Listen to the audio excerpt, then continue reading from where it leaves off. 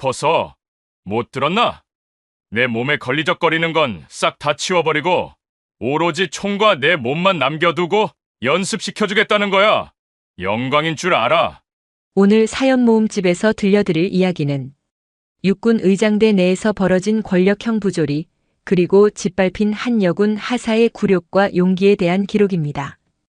2024년 8월, 아스팔트의 열기가 아지랑이처럼 피어오르는 한여름의 서울. 용산 전쟁기념관 평화의 광장에는 외국 국빈을 위한 공식 환영 행사가 한창이었다. 헌병대 모터사이클의 요란한 경호 아래 검은 세단이 멈춰 서고 양국의 정상이 모습을 드러냈다. 그 순간 세상의 모든 소음이 멎는 듯 했다. 대통령님께 대하여 경례. 의장대장의 예리한 호령이 광장을 가로지르자 100여 명의 육해공군 의장대원들이 마치 한 몸처럼 움직였다. 그 중에서도 단연 눈에 띄는 것은 순백색 하정복에 번쩍이는 크롬 총검을 단 M16 소총을 든 육군 의장대였다. 탁! 소총의 개머리판이 바닥에 부딪히는 소리, 가죽으로 감싼 손바닥이 총열을 감싸쥐는 마찰음, 절도 있게 돌아가는 발목과 칼날처럼 날카로운 시선까지. 모든 것이 완벽한 조화였다. 그 대열의 한가운데 서지한 하사가 있었다. 또래 여성들이 한창 캠퍼스를 누비거나 사회초년생으로 분주할 23살의 나이. 그녀는 168cm의 키에 5.5kg에 달하는 M16 소총을 제 몸의 일부처럼 다루고 있었다. 책 넓은 정모 아래로 보이는 굳게 담은 입술과 흔들림 없는 눈동자는 그녀가 이 자리에 서기까지 쏟아부었을 피와 땀을 짐작하게 했다. 행사의 클라이맥스, 의장대 사열이 시작되었다. 양국 정상이 천천히 걸음을 옮기는 동안 대원들은 미동도 없이 그들을 맞이했다. 서지안의 콧등으로 땀 한 방울이 흘러내렸지만 그녀는 눈조차 깜빡이지 않았다. 시선은 정면 15도 위, 호흡은 복식으로. 그녀의 세계에는 오직 완벽이라는 두 글자만이 존재했다. 행사가 성공적으로 끝나고 의장대원들이 퇴장하기 시작했다. 그제야 딱딱하게 굳어있던 서지안의 얼굴에 희미한 안도감이 스쳤다. 또 하나의 임무를 완수했다는 자부심. 그것이 그녀를 버티게 하는 유일한 힘이었다. 수고했다. 행사를 마치고 복귀한 대원들에게 중대장 김민준 소령이 말했다. 그의 목소리에는 어떤 감흥도 실려있지 않았다. 그저 의례적인 칭찬일 뿐. 그의 시선은 이미 다음 주에 있을 자신의 평정 보고서에 머물러 있었다. 대원들이 각자의 생활관으로 흩어지려 할 때 복도 끝에서부터 묵직한 구둣발 소리가 울려 퍼졌다. 소리의 주인은 마동철 상사였다. 20년 가까이 의장대에서 복무한 그는 살아있는 전설이자 공포 그 자체였다. 그의 매서운 눈이 오늘 행사에 참여했던 대원들을 천천히 훑었다. 전체적으로 나쁘지 않았다. 국격의 흠집은 안 냈더군. 마 상사의 입에서 나온 칭찬 아닌 칭찬에 신참 병사들의 어깨가 움츠러들었다. 그의 시선이 한 곳에 멈췄다. 서지안 하사였다. 서지안 하사. 예, 마동철 상사님. 서지안이 허리를 꼿꼿이 세우고 답했다. 마 상사는 그녀에게 천천히 다가왔다. 그의 얼굴에는 비릿한 미소가 걸려 있었다. 오늘 사열 때 대통령께서 자네 앞을 지나가시는 순간 총기 파지한 왼손 검지가 미세하게 떨리는 걸 나만 본 건가? 서지안의 심장이 쿵 하고 내려앉았다. 스스로도 인지하지 못했던 부분이었다. 하지만 마 상사의 눈은 매의 눈보다 정확했다. 아닙니다. 떨리지 않았습니다. 아니라고? 이 눈이 옹이구멍으로 보이나? 0.1mm 떨렸어. 그 0.1mm의 오차가 대한민국 육군의 수치다. 알겠나? 죄송합니다. 결국 서지안의 입에서 사과가 나왔다. 마 상사는 만족한 듯 고개를 끄덕였다. 여자가 완력이 부족해서 그런 거니 이해는 한다만 정신력으로 극복해야지. 안 그런가? 시정하겠습니다. 마 상사는 서지안의 어깨를 툭 치고는 지나갔다. 그 짧은 접촉에도 서지안은 온몸의 피가 차갑게 식는 기분이었다. 그의 말은 단순한 지적이 아니었다. 너는 여자라서 안 된다는 낙인과도 같았다. 주변에 그 누구도 나서지 않았다. 못 본 척, 못 들은 척. 그것이 의장대대의 불문율이었다. 저녁 점호가 끝나고 자유시간이 주어졌다. 하지만 의장대원에게 자유시간이란 개인 정비시간과 동의어였다. 병사들은 생활관에 모여 앉아 전투화의 불광을 내거나 하얗게 더러워진 정복의 깃을 닦아내는데 여념이 없었다. 서지아는 총기 손질실에 홀로 앉아 있었다. 그녀는 자신의 M16 소총을 완전히 분해하여 정성스럽게 닦고 있었다. 강중유 냄새가 코를 찔렀다. 그녀는 총구 깊숙한 곳까지 닦아내며 마 상사의 말을 곱씹었다. 정말 떨렸을까? 그녀는 눈을 감고 아까의 순간을 복기했다. 대통령의 온화한 눈빛, 바람의 방향, 아스팔트의 열기. 그리고 자신의 왼손. 아무리 생각해도 기억나지 않았다. 그것은 마 상사가 만들어낸 허상일지도 모른다. 그녀를 꺾기 위한. 하사님 아직 안 들어가셨습니까? 총기 손질실 문으로 박주원 병장이 고개를 불쑥 내밀었다. 그는 서지안과 같은 소대 소속의 분대장이었다. 입대 전 대학에서 기계공학을 전공한 그는 유독 총기나 장비에 대한 이해가 깊어 서지안과 종종 이야기를 나누곤 했다. 아, 박 병장. 정비 좀 마저 하려고. 분대원들은 다 괜찮고? 예, 다들 골아떨어지기 직전입니다. 오늘 행사 때문에 긴장들을 많이 해서. 고생했지, 다들. 서지안이 희미하게 웃으며 말했다. 박 병장은 잠시 머뭇거리더니 조심스럽게 입을 열었다. 낮에. 마 상사님 말씀은 너무 마음에 담아두지 마십시오. 원래 좀 과하게 말씀하시는 경향이 있으십니다. 그것은 박 병장이 할 수 있는 최선의 위로였다. 서지아는 그의 마음이 고마웠다. 알아. 괜찮아. 내가 부족한 탓이지. 아닙니다. 하사님만큼 열심히 하시는 간부 저희 부대에 없습니다. 박주원의 진심 어린 말에 서지아는 잠시 울컥했다. 이 거대한 톱니바퀴 속에서 자신을 사람으로 봐주는 동료가 있다는 사실만으로도 큰 위안이 되었다. 고맙다, 박 병장. 얼른 들어가서 쉬어. 네. 하사님도 너무 무리하지 마십시오. 박 병장이 꾸벅 인사를 하고 사라졌다. 다시 혼자가 된 서지아는 조립을 마친 총을 들어 빈총 자세를 취해봤다. 차갑고 묵직한 감촉. 그녀는 이 무게를 사랑했다. 아버지는 그토록 반대했지만 군복을 입고 총을 든 자신의 모습이 자랑스러웠다. 아버지, 보고 계시죠? 저 잘하고 있습니다. 그녀는 총을 가슴에 품고 나지막이 속삭였다. 다음 날 국방부에서는 다음 주에 있을 미 합참의장 방한 및 환영 행사에 대한 최종 준비 회의가 열렸다. 육군 참모총장 서진혁 대장은 회의를 주관하며 빈틈없는 준비를 지시했다. 이번 행사는 한미동맹의 굳건함을 보여주는 중요한 자리입니다. 의장 행사 경호 의전. 어느 것 하나 소홀함이 없도록 각별히 신경 써주시기 바랍니다. 서 대장의 카리스마 넘치는 목소리에 회의실의 공기가 팽팽해졌다.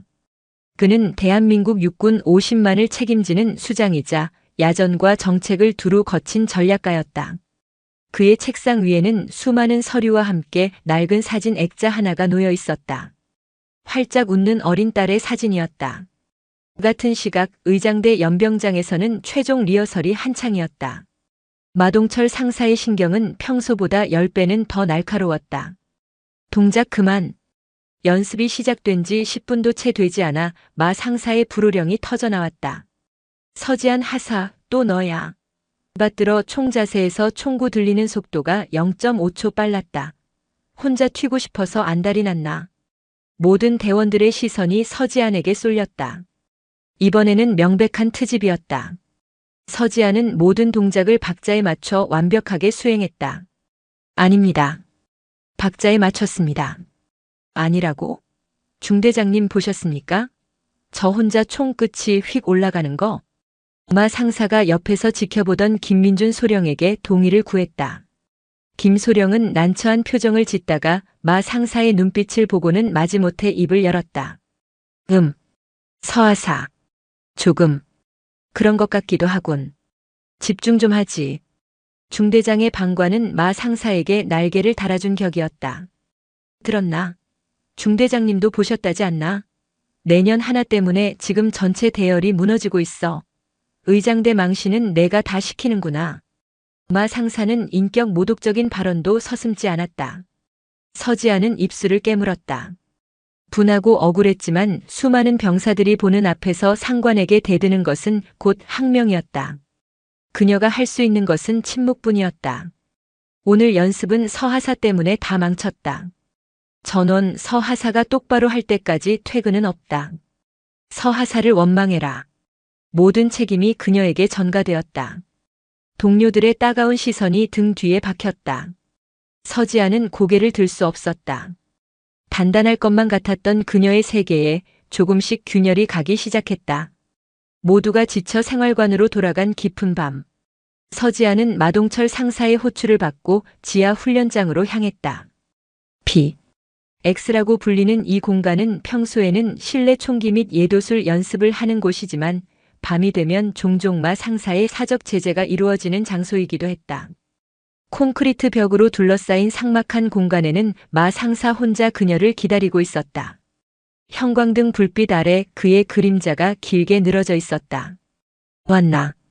부르셨습니까? 낮에 보니까 아직도 정신을 못 차린 것 같더군. 그깟 M16 하나 제대로 못 다루면서 무슨 의장대원이라고. 마 상사가 훈련용 M16 소총 한 자루를 툭 던졌다. 서지안이 반사적으로 총을 받아들었다. 내 몸이 문제인지 내 정신이 문제인지 오늘 끝장을 보자.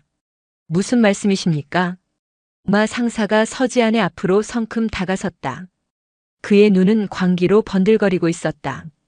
내 그 거추장스러운 전투복 때문에 집중이 안 되는 것 같으니 내가 특별히 배려를 좀 해줘야겠다. 그는 자신의 턱짓으로 서지안의 전투복을 가리켰다. 벗어. 예? 서지안의 귀를 의심했다. 못 들었나? 전투복상의 하의 전투화 전부 벗으라고 했다. 내 몸에 걸리적거리는 건 싹 다 치워버리고 오로지 총과 내 몸만 남겨두고 연습시켜주겠다는 거야.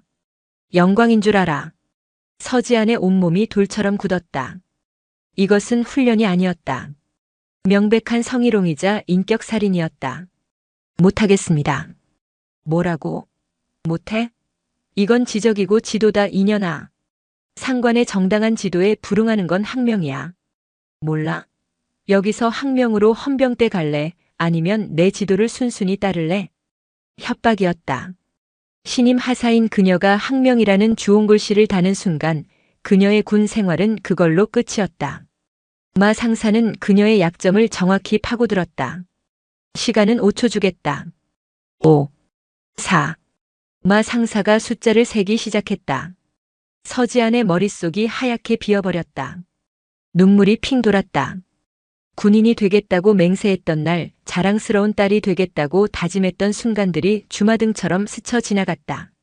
3, 2.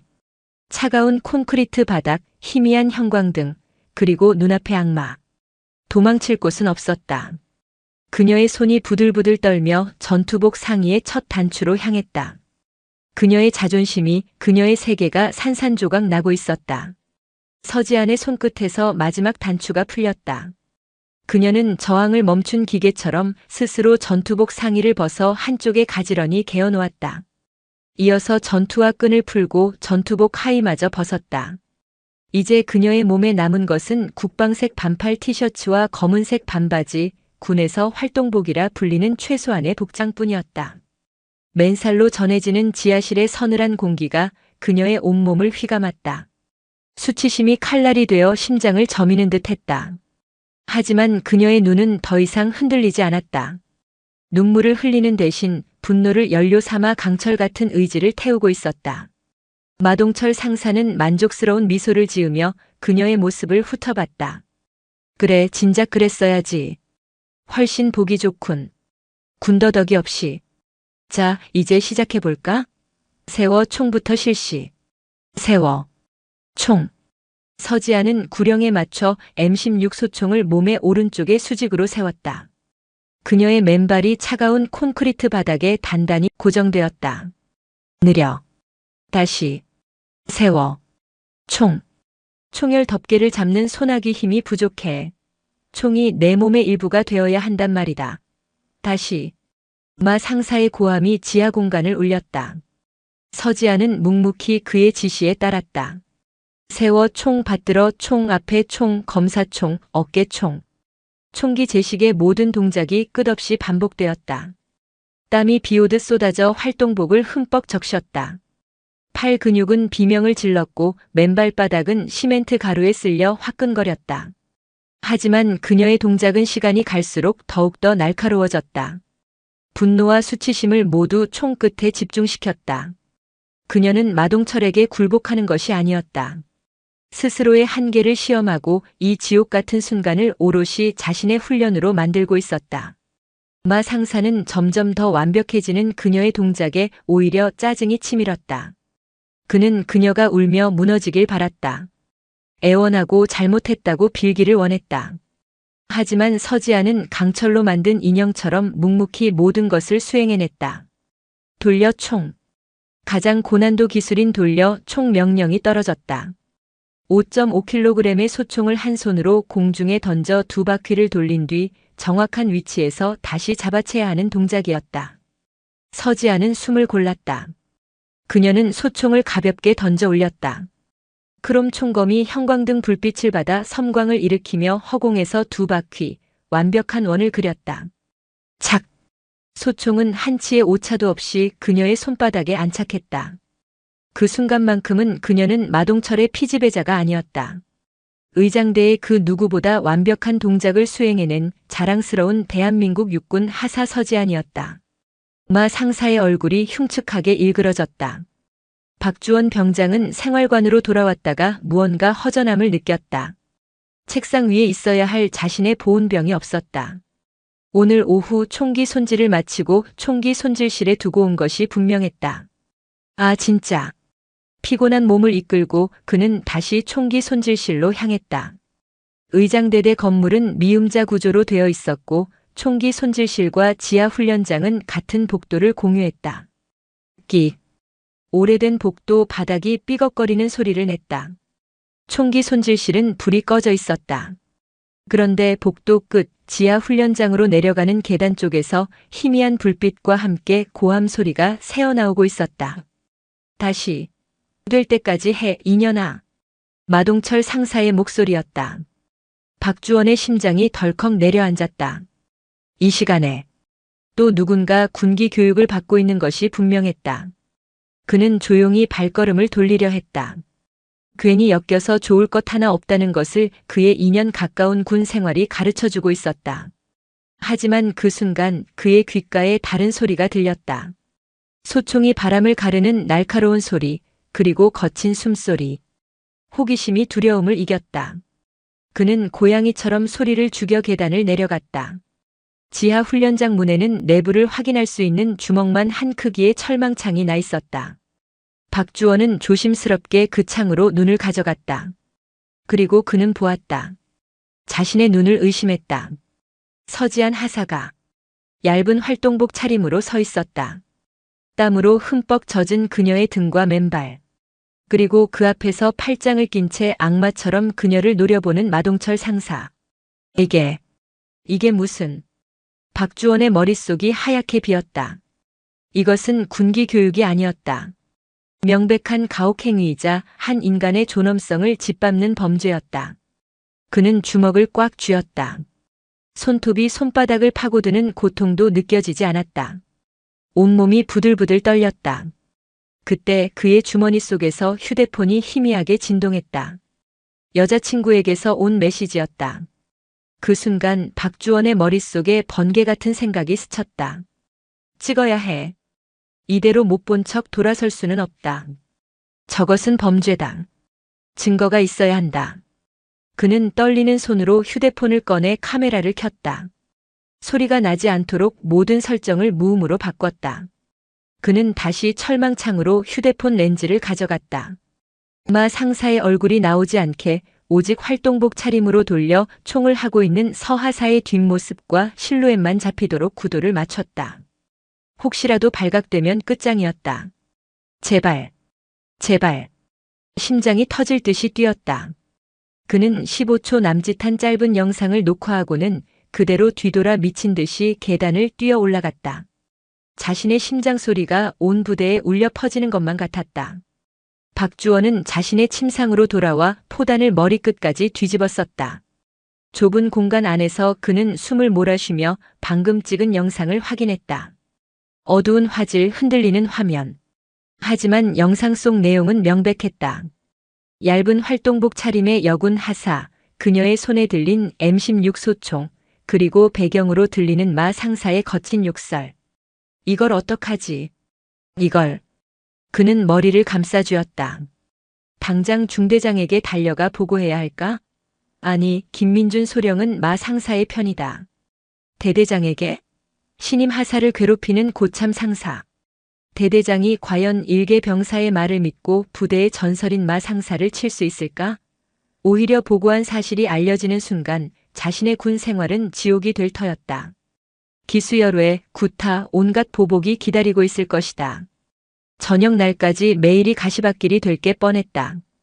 두려움이 온몸을 잠식했다. 그냥 영상을 지워버리고 오늘 밤 일은 잊어버리는 게 현명한 선택일지도 모른다. 서 하사에게는 미안하지만 내 인생이 더 중요하지 않은가. 그는 삭제 버튼으로 손가락을 가져갔다. 하지만 차마 누를 수가 없었다. 영상 속에서 묵묵히 총을 돌리던 서 하사의 뒷모습이 눈에 밟혔다. 부임 첫날 어색해하는 신병들에게 먼저 다가가 말을 걸어주던 모습. 훈련 중 다친 병사를 직접 업고 의무실까지 뛰어가던 모습. 부당함에 침묵하지 않고 자신의 소신을 말하던 유일한 간부. 만약 저게 내 누나였다면? 박주원은 눈을 질끈 감았다. 비겁해지고 싶지 않았다. 그는 삭제 버튼에서 손을 떼고 인터넷 검색창을 열었다. 그리고 몇 개의 단어를 입력하기 시작했다. 군대, 내부, 고발, 익명, 충청남도 계룡시, 대한민국 국방의 심장, 계룡대 한편에 자리한 육군 참모총장 공관. 서진혁 대장은 막 미 8군 사령관과의 화상회의를 마치고 서재 의자에 깊숙이 몸을 기댔다. 어깨를 짓누르는 50만 육군의 무게가 퇴근 후에도 그를 떠나지 않았다. 그는 넥타이를 느슨하게 풀며 책상 위에 사진 액자를 집어들었다. 사진 속에는 10년 전 중학생인 딸 지안이 그의 철모를 쓴 채 환하게 웃고 있었다. 아내가 세상을 떠난 후 그는 홀로 딸을 키웠다. 늘 바쁜 아빠였지만 지안은 단 한 번도 그를 원망하지 않고 씩씩하게 자라주었다. 그런 딸이 육군 부사관이 되겠다고 했을 때 그는 하늘이 무너지는 심정이었다. 누구보다 군의 명예를 사랑했지만 동시에 군의 어두운 그늘 또한 잘 알고 있었기 때문이다. 자신의 귀한 딸이 그 험한 길을 걷는 것을 참아 볼 수 없었다. 아빠처럼 훌륭한 군인이 되고 싶어요. 아빠가 지키는 나라, 저도 함께 지키고 싶어요. 딸의 확고한 눈빛 앞에서 그는 결국 무너졌다. 그는 딸의 선택을 존중하기로 했다. 대신 단 하나의 조건을 걸었다. 아빠가 누군지 절대 군에서 티내지 마라. 내 실력으로 온전히 평가받고 내 힘으로 이겨내라. 하지만 정말 죽을 만큼 힘들면 그때는 딱 한 번. 아빠에게 전화해라. 그 후로 지아는 단 한 번도 힘들다는 내색을 한 적이 없었다. 며칠 전 통화에서도 아주 잘 지내고 있습니다. 걱정 마십시오. 라며 씩씩하게 말하던 딸이었다. 우리 딸, 잘하고 있겠지. 서진혁은 사진을 부드럽게 쓰다듬으며 나지막이 은조렸다. 그의 눈빛에는 딸에 대한 무한한 신뢰와 사랑, 그리고 그 밑바닥에 숨길 수 없는 불안감이 공존하고 있었다. 그는 자신의 딸이 서 있는 최전선이 총알이 빗발치는 전장이 아니라 군대 내부에 더 깊고 어두운 곳일 수 있다는 사실을 애써 외면하고 있었다. 깊은 새벽, 모두가 잠든 시간. 박주원은 침상 위에서 몇 시간을 고뇌했다. 그의 손끝이 마지막 결정을 내렸다. 그가 접속한 곳은 페이스북의 육군훈련소 대신 전해드립니다라는 페이지였다. 수십만 명의 팔로워를 가진 이 페이지는 현역 장병 및 예비역들이 군대 내의 각종 사건 사고나 미담, 질문 등을 익명으로 제보하는 거대한 소통 창구였다. 때로는 언론사보다 더 빠른 속도로 군 내부의 부조리를 폭로하는 역할도 했다. 박주원은 떨리는 손으로 페이지 관리자에게 메시지를 보냈다. 안녕하세요. 국방부 직할부대에서 근무하는 병사입니다. 익명은 꼭 보장해 주셨으면 합니다.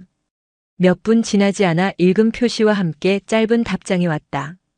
내 제보자의 신원은 절대 노출되지 않습니다. 말씀하세요.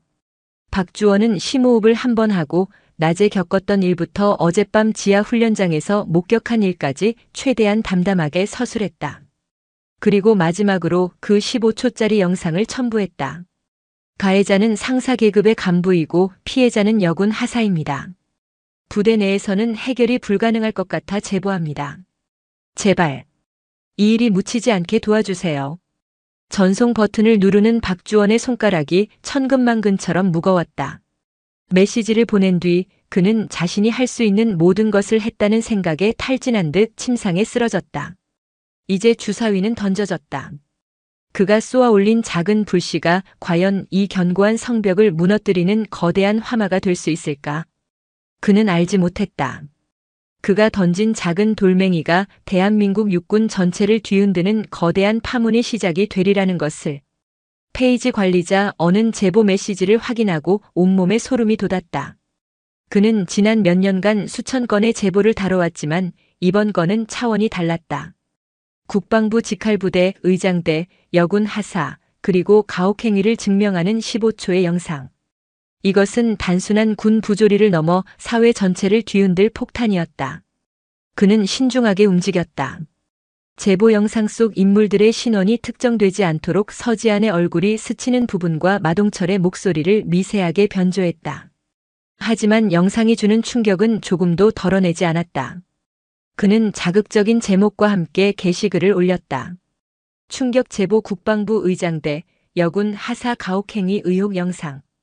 대한민국 국군의 얼굴, 의장대에서 벌어진 일이라는 제보입니다. 제보자에 따르면 상사 계급의 선임 간부가 여군 하사에게 속옷 차림에 가까운 활동복만 입힌 채 밤새 총기 훈련을 강요했다고 합니다. 영상은 그 증거의 일부입니다.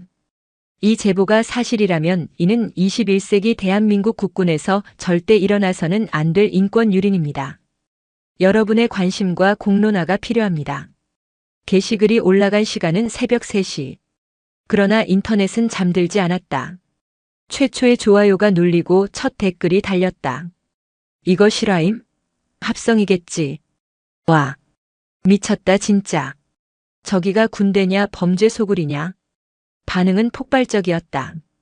1분이 채 되지 않아 공유 횟수가 100을 넘어섰다. 분노한 좋아요와 화나요가 수백, 수천 개씩 쌓였다. 알고리즘은 이 게시글을 주목해야 할 콘텐츠로 인식하고 더 많은 사람에게 퍼뜨리기 시작했다. 불길은 걷잡을 수 없이 번져나갔다. 일어나, 일어나, 기상. 당직 사관의 고함과 함께 생활관의 형광등이 켜졌다. 평소와 다름없는 아침. 하지만 공기는 미묘하게 달랐다. 병사들은 자리에서 일어나면서도 이불 속에서 몰래 휴대폰을 확인하느라 분주했다. 그들의 눈은 약속이라도 한 듯한 영상에 꽂혀 있었다. 웅성거림이 시작됐다. 야, 이거. 어두워서 잘 안 보이는데. 여기 지하 훈련장 아니냐? 맞네, 저기 구석에 찌그러진 캐비닛. 딱 우리 부대인데? 헐. 그럼 저 여자. 설마 서하사님? 박주원 병장은 죽은 듯이 누워 동기들의 대화를 들었다. 심장이 발소리처럼 크게 울렸다. 밤새 한숨도 자지 못했다. 자신이 저지른 일이 어떤 파장을 불러일으킬지 두려워 온몸이 차갑게 식어 있었다. 그때 생활관 문이 열리고 서지한 하사가 들어왔다. 아침 점호 준비를 확인하러 온 것이었다. 그녀가 들어서는 순간 소란스럽던 생활관의 모든 소음이 거짓말처럼 멎었다. 수십 개의 눈동수가 어색하게 그녀를 피하거나 혹은 흘끔거리며 훔쳐봤다.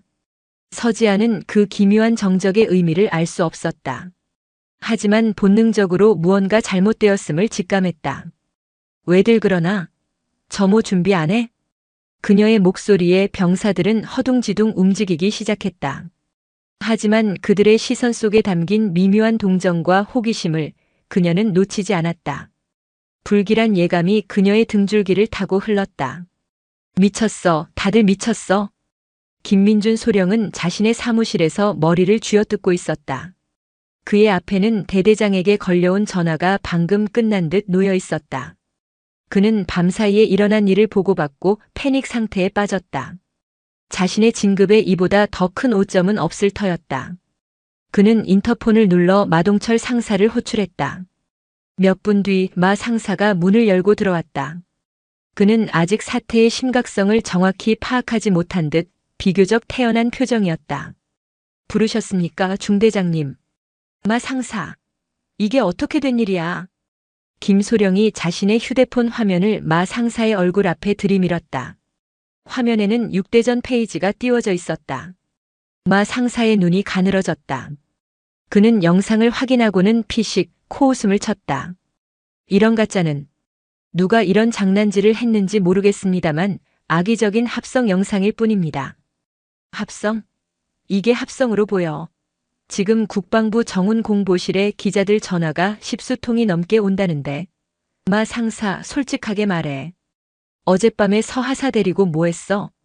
김소령의 다그침에도 마 상사는 눈 하나 깜짝하지 않았다. 어젯밤 말입니까? 총기 제식 훈련이 부족한 것 같아 제가 특별히 개별 지도를 좀 했습니다. 부대의 전투력 향상을 위한 정당한 지휘 활동이었습니다. 지휘 활동? 활동복만 입혀놓고 하는 게 정당한 지휘 활동이야? 군기가 빠져서 정신 차리라고 한 겁니다. 그 정도 각오도 없이 의장대에 온 게 문제 아닙니까? 마 상사의 뻔뻔한 태도에 김소령은 할 말을 잃었다. 지금 중요한 것은 진실이 아니었다. 이 사건을 어떻게 수습하고 누구에게 책임을 떠넘기느냐였다. 일단 전 병력 휴대폰부터 싹 걷어. 그리고 당장 제보자 색출해. 어떤 새끼가 감히 부대를 능멸했는지 뿌리까지 뽑아서 군법회의에 넘겨버려. 서하사는 지금 어딨어? 생활관에 있을 겁니다. 당장 불러. 입단속 똑바로 시켜. 헛소리 한마디라도 나오면 영창 보낼 줄 알라고 해. 그들의 대화 어디에도 서지안에 대한 걱정이나 진실 규명에 대한 의지는 없었다. 오직 은폐와 협박, 책임 회피만이 존재할 뿐이었다. 부대는 비상사태에 돌입했다. 전 병력의 휴대폰이 수거되었고 헌병대 감찰 인원들이 부대로 들어와 조사를 시작했다. 하지만 그들의 조사는 가해자가 아닌 제보자를 향해 있었다. 서지아는 오전 내내 중대장실에 불려가 혹독한 압박을 받았다. 내가 경솔하게 행동해서 부대 전체가 위기에 빠졌다. 외부에 발설하면 군법에 따라 엄중 처벌하겠다는 협박이 이어졌다. 그녀는 자신이 피해자가 아닌 문제의 원인이 되어 있음을 깨달았다. 절망이 목까지 차올랐다. 점심시간 식당으로 향하던 그녀를 누군가 뒤에서 황급히 붙잡았다. 박주원 병장이었다. 그는 주변의 눈치를 살피며 그녀를 구석진 화장실로 이끌었다. 하사님, 박 병장 무슨 일이야? 이거 보셨습니까? 박주원은 몰래 숨겨두었던 자신의 휴대폰을 꺼내 영상을 보여주었다. 서지아는 화면 속에서 속옷처럼 보이는 활동복 차림으로 총을 돌리고 있는 자신의 뒷모습을 보았다. 얼굴은 나오지 않았지만 누가 봐도 자신이었다. 온몸에서 피가 빠져나가는 기분이었다. 어떻게? 이게. 죄송합니다. 제가 찍었습니다. 박주원의 고백에 서지아는 충격으로 그를 바라보았다. 그리고 제가 제보했습니다. 도저히 그냥 넘어갈 수가 없었습니다. 정말 죄송합니다, 하사님. 허락도 없이. 박주원은 고개를 숙인 채 말을 잇지 못했다. 서지아는 한동안 아무 말도 할 수 없었다. 수치심과 배신감 그리고 알 수 없는 감정이 뒤섞여 머릿속이 복잡했다. 하지만 그녀는 박주원의 눈에서 두려움과 함께 진심을 보았다. 그는 위험을 무릅쓰고 자신을 위해 용기를 내준 것이었다. 이 썩어 빠진 곳에서 유일하게 자신의 편이 되어준 사람. 서지아는 떨리는 손으로 휴대폰을 쥐었다. 영상은 치욕스러웠지만 동시에 이것이 유일한 증거이자 무기였다. 그녀는 박주원을 바라보며 나지막이 하지만 단호하게 말했다. 아니, 고맙다, 박 병장. 정말 고마워. 두 사람 사이에 말없이 위험한 연대가 형성되었다. 페이스북에서 시작된 불길은 이제 방송사로 옮겨 붙었다. YTN 뉴스 속보 자막에 다음과 같은 문구가 떠올랐다. 속보 국방부 의장대 여군 하사 알몸 훈련 의혹 파문. 국방부 감찰 착수. 앵커의 목소리가 이어졌다. 국군의 얼굴로 불리는 국방부 의장대에서 선임 간부가 여군 하사에게 비인간적인 훈련을 강요했다는 의혹이 제기돼 파문이 일고 있습니다. SNS를 통해 공개된 영상에는 이제 사건은 일개 부대의 문제를 넘어 대한민국 국군 전체의 신뢰를 뒤흔드는 대형 스캔들로 비화하고 있었다. 국방부 대변인은 원론적인 답변만 되풀이하며 진땀을 흘렸다. 총장님, 긴급 보고 드릴 사안이 있습니다. 서진혁 대장의 집무실 문이 조심스럽게 열리고 비서실장인 이성준 대령이 굳은 표정으로 들어섰다. 그의 손에는 태블릿 PC가 들려 있었다. 뭔가 이 대령. 서진혁은 한미연합훈련 계획서를 검토하다 말고 고개를 들었다. 국방부 근무지원단 의장대대 관련 사안입니다. 현재 언론과 인터넷을 통해 급속도로 확산되고 있는 영상입니다. 이 대령이 태블릿 PC를 서진혁의 책상 위에 올려놓고 영상을 재생했다. 서진혁은 팔짱을 낀 채 무표정으로 영상을 지켜봤다. 어두운 지하 공간, 활동복 차림의 여군, 그리고 들릴 듯 말 듯한 욕설. 그의 미간이 깊게 패였다. 이런 썩어 빠진 것들. 당장 국방부 조사본부에 특별 지시 내려 관련자 전원 직위해제하고 지휘고하를 막론하고 엄중히 문책해. 한치의 의혹도 남기지 말라고 하게. 서진혁의 목소리는 얼음처럼 차가웠다. 일말의 동요도 없는 완벽한 지휘관의 모습이었다. 그는 태블릿 PC를 밀어내며 다시 서류로 눈을 돌리려 했다. 바로 그 순간 무언가 그의 시선을 붙잡았다. 영상 속 여군의 뒷모습. 총을 돌리고 착 하고 잡아채는 그 찰나의 실루엣. 고되지만 흐트러짐 없는 자세. 수십 년간 군 생활을 한 그가 아니면 알아볼 수 없는 아주 미세한 신체의 특징. 그것은 너무나도 익숙한 모습이었다. 잠깐. 서진혁의 낮은 목소리에 이 대령이 멈칫했다. 영상. 다시 틀어보게. 최대한 확대해서. 이 대령은 의아했지만 즉시 명령에 따랐다. 영상이 다시 재생되고 화면이 확대되었다. 화질이 깨져 형체는 흐릿했다. 하지만 서진혁의 눈에는 똑똑히 보였다. 땀에 젖은 머리카락이 달라붙은 목덜미의 작은 점. 어릴 적 넘어져 생긴 왼쪽 어깨에 희미한 흉터 자국. 세상이 멈췄다.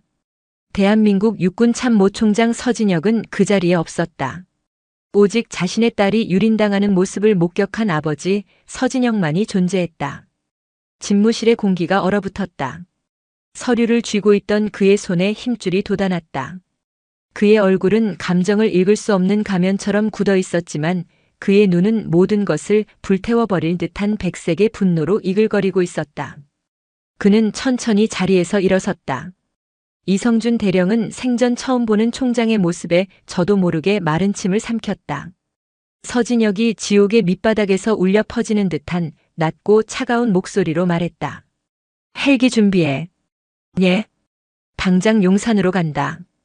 그것은 명령이었다. 대한민국 육군 참모총장이 내리는 분노와 슬픔이 담긴 가장 무서운 명령이었다. 계룡대 상공에 대한민국의 모든 공역을 잠재우는 굉음이 울려 퍼졌다. 육군 참모총장의 호출에 따라 지상 대기 중이던 UH-60 블랙호크 지휘 통제 헬기의 거대한 프로펠러가 맹렬하게 회전하기 시작했다.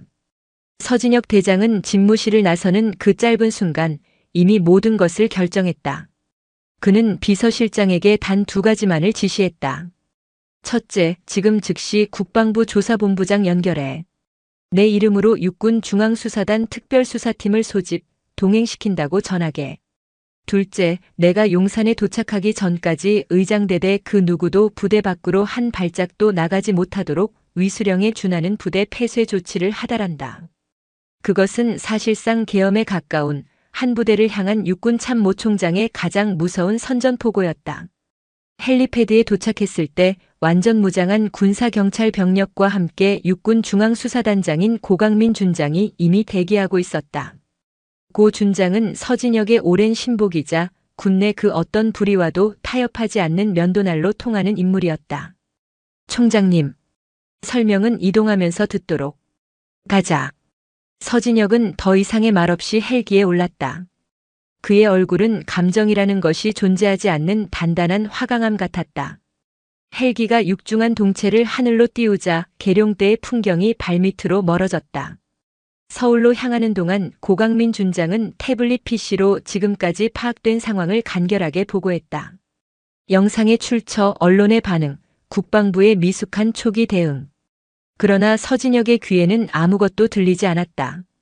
그의 눈은 오직 헬기 창밖, 빠르게 가까워지는 서울의 마천루에 고정되어 있었다.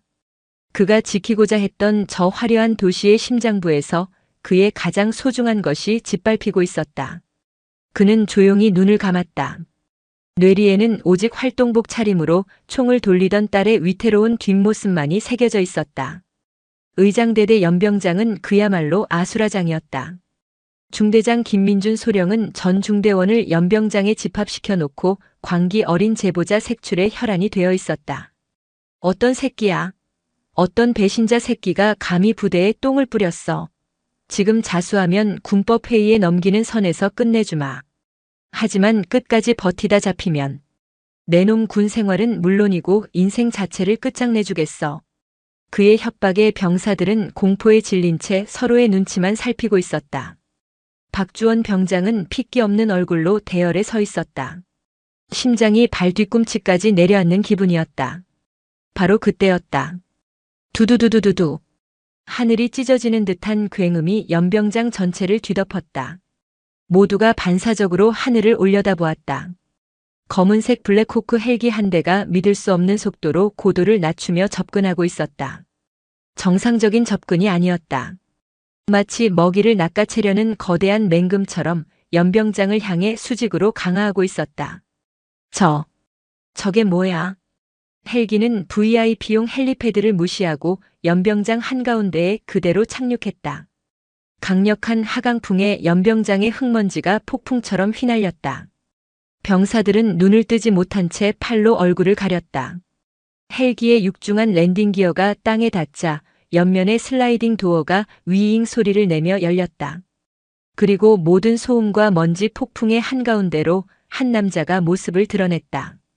어깨에는 대한민국 육군의 정점임을 알리는 4개의 별이, 가슴에는 그가 거쳐온 전장의 역사를 증명하는 약장들이 빈틈없이 달려 있었다. 대한민국 육군 참모 총장 서진혁 대장이었다. 그의 뒤를 이어 소총으로 무장한 군사 경찰들이 신속하게 헬기 주변을 경계했다. 연병장의 모든 움직임이 정지했다. 시간마저 얼어붙은 듯 했다. 김민준 소령과 마동철 상사는 넋이 나간 표정으로 헬기를 향해 달려갔다. 특히 김소령은 이것이 자신을 구원해줄 동아줄일지도 모른다는 헛된 희망에 부풀어 있었다. 총장님, 어인일로 이 누추한 곳까지 왕림하셨습니까?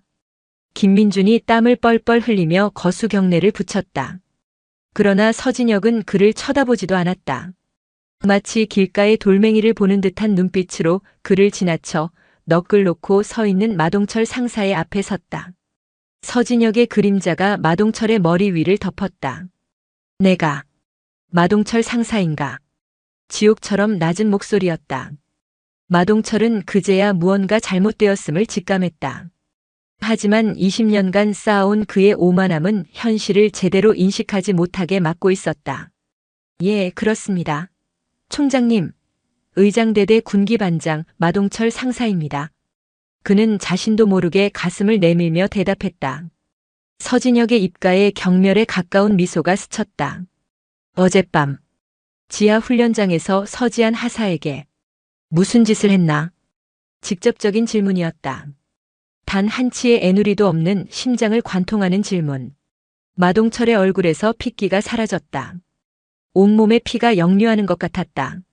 그는 본능적으로 김민준 소령을 쳐다봤지만 김소령 역시 사색이 된 채 벌벌 떨고 있을 뿐이었다. 그것은 훈련의 일환으로. 내 놈의 더러운 입으로 훈련이라는 단어를 담지 마라. 서진혁의 목소리가 칼날처럼 날아와 그의 변명을 잘라냈다. 내 놈이 한 짓은 훈련이 아니라 군복 뒤에 숨은 비겁한 폭력이며 한 인간의 영혼을 살해하려 한 짓이다. 대한민국 육군은 내놈 같은 놈에게 군복을 입힌 것을 수치스러워할 것이다. 서진혁이 고갯짓을 그의 뒤에 서 있던 고강민 준장이 앞으로 나섰다. 상사 마동철, 소령 김민준. 고 준장의 차가운 목소리에 두 사람의 어깨가 움찔했다. 직권 남용 및 가혹행위, 군형법 제60 조의육 군인 등에 대한 추행 혐의로 현 시간부로 두 사람을 체포한다. 당신들에게는 묵비권을 행사할 권리가 있으며 변호인을 선임할 권리가. 철컥. 미란다 원칙이 채 끝나기도 전에 차가운 수갑이 마동철과 김민준의 손목에 채워졌다. 마동철은 그제야 자신이 무너졌음을 깨닫고 발악하기 시작했다. 에이, 이거 내가 뭘 잘못했는데. 그러나 건장한 군사 경찰들에게 그의 저항은 무의미했다. 그는 짐짝처럼 질질 끌려갔다. 한때 의장대의 전설이자 공포였던 그의 시대는 그렇게 허무하게 막을 내렸다. 서진혁은 연병장에 끌려나가는 범죄자들에게는 더 이상 눈길도 주지 않았다. 그의 시선은 오직 한 사람을 찾고 있었다. 그는 성큼성큼 생활관 건물로 들어섰다. 복도에 서 있던 병사들은 마치 홍해가 갈라지듯 길을 열고 부동자세로 섰다. 그리고 그는 복도 끝에서 이 모든 광경을 믿을 수 없다는 표정으로 지켜보고 있는 딸과 마주쳤다. 서지안. 그녀는 군복을 입은 채 미동도 없이 서 있었다. 헬기가 나타났을 때, 그리고 마 상사와 중대장이 수갑을 찼을 때 그녀는 꿈을 꾸고 있는 것만 같았다. 그리고 그 꿈의 한가운데에 자신의 아버지가 서 있었다. 두 사람의 시선이 허공에서 마주쳤다. 서진혁의 얼굴에서 분노의 가면이 벗겨졌다. 그 자리에는 딸의 고통을 마주한 아버지의 끝없는 슬픔과 미안함, 그리고 대견함이 뒤섞여 있었다. 그는 천천히 딸에게 다가갔다. 무슨 말을 먼저 해야 할까? 괜찮으냐고? 힘들었느냐고? 아니, 그런 말은 지금 그녀에게 위로가 되지 않을 것이다. 그는 딸의 앞에 섰다. 그리고 어제 가혹행위의 여파로 소총을 쥐고 있던 그녀의 손등에 남은 자잘한 멍과 상처를 발견했다. 그는 조심스럽게 손을 뻗어 딸의 손을 감싸쥐었다. 아팠겠다. 그 한마디였다. 너의 잘못이 아니라는, 내가 겪었을 모든 고통을 이해한다는 의미가 담긴 한마디. 그 순간 강철 같았던 서지안의 방어벽이 무너져 내렸다. 그녀는 입술을 깨물며 눈물을 참으려 했지만 기어이 눈물 한 방울이 뺨을 타고 흘러내렸다. 아빠. 군인이 된 후 그녀가 처음으로 군복을 입고 그를 아버지가 아닌 아빠라고 불렀다. 괜찮다. 우리 딸. 서진혁이 말했다. 이제 다 괜찮다. 그는 딸을 안아주는 대신 아버지가 아들이자 동료 군인이 된 아들에게 그러하듯 딸의 어깨를 힘주어 단단히 잡았다. 그것은 세상에서 가장 따뜻하고 굳건한 위로였다. 서진혁은 딸을 부관에게 잠시 맡기고 다시 연병장으로 나왔다. 연병장에는 의장대대 전 장병이 정렬해 있었다. 그들의 얼굴에는 아직도 공포와 혼란이 가득했다. 서진혁은 그들 앞에 섰다. 그의 목소리는 마이크 없이도 연병장 끝까지 울려 퍼졌다. 오늘 제군들은 대한민국 육군의 가장 부끄러운 모습을 목격했다. 병사들이 고개를 숙였다. 하지만 동시에 가장 용기 있는 모습 또한 목격했다. 서진혁의 시선이 대열 속에 서 있는 박주원 병장을 향했다. 의장대의 명예는 번쩍이는 총검이나 오차 없는 제식에서 나오는 것이 아니다. 그것은 내 옆에 전우가 부당한 폭력에 고통받을 때 외면하지 않는 용기에서 나온다. 내게 불이익이 닥칠 것을 알면서도 불의에 저항하고 진실을 외치는 그 마음에서 나오는 것이다. 그것이 바로 육군이 추구하는 진정한 명예이며 전우애다. 그의 일갈에 병사들의 눈빛이 흔들리기 시작했다. 썩은 부위는 도려냈다. 이제 남은 것은 제군들이다. 이 땅에 다시는 오늘과 같은 수치가 반복되지 않도록 서로가 서로의 인격을 존중하고 전우를 아끼며 진정으로 명예로운 부대를 만들어주기 바란다. 알겠나? 예, 알겠습니다. 병사들의 대답은 이전과는 비교할 수 없을 정도로 우렁찼다. 그것은 공포가 아닌 존경에서 우러나온 함성이었다. 서진혁은 더 이상 머물지 않았다. 그는 돌아서서 헬기를 향해 걸어갔다. 폭풍은 모든 것을 쓸어버렸지만 동시에 더러워진 대지를 깨끗하게 정화했다. 그의 등 뒤로 의장대대 연병장에는 새로운 희망의 씨앗이 뿌려지고 있었다. 육군 참모총장의 블랙호크 헬기가 시야에서 완전히 사라진 후에도 연병장에 남은 의장대대 장병들은 한동안 미동도 하지 못했다.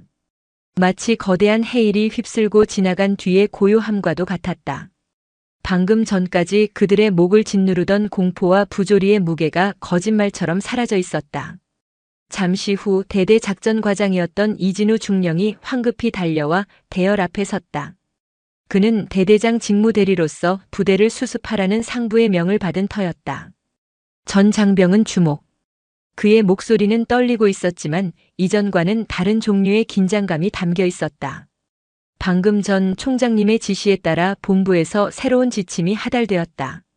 금일부터 의장대대는 육군본부 인권존중위원회의 특별관리 하에 전면적인 부대 문화 개선 프로그램에 돌입한다.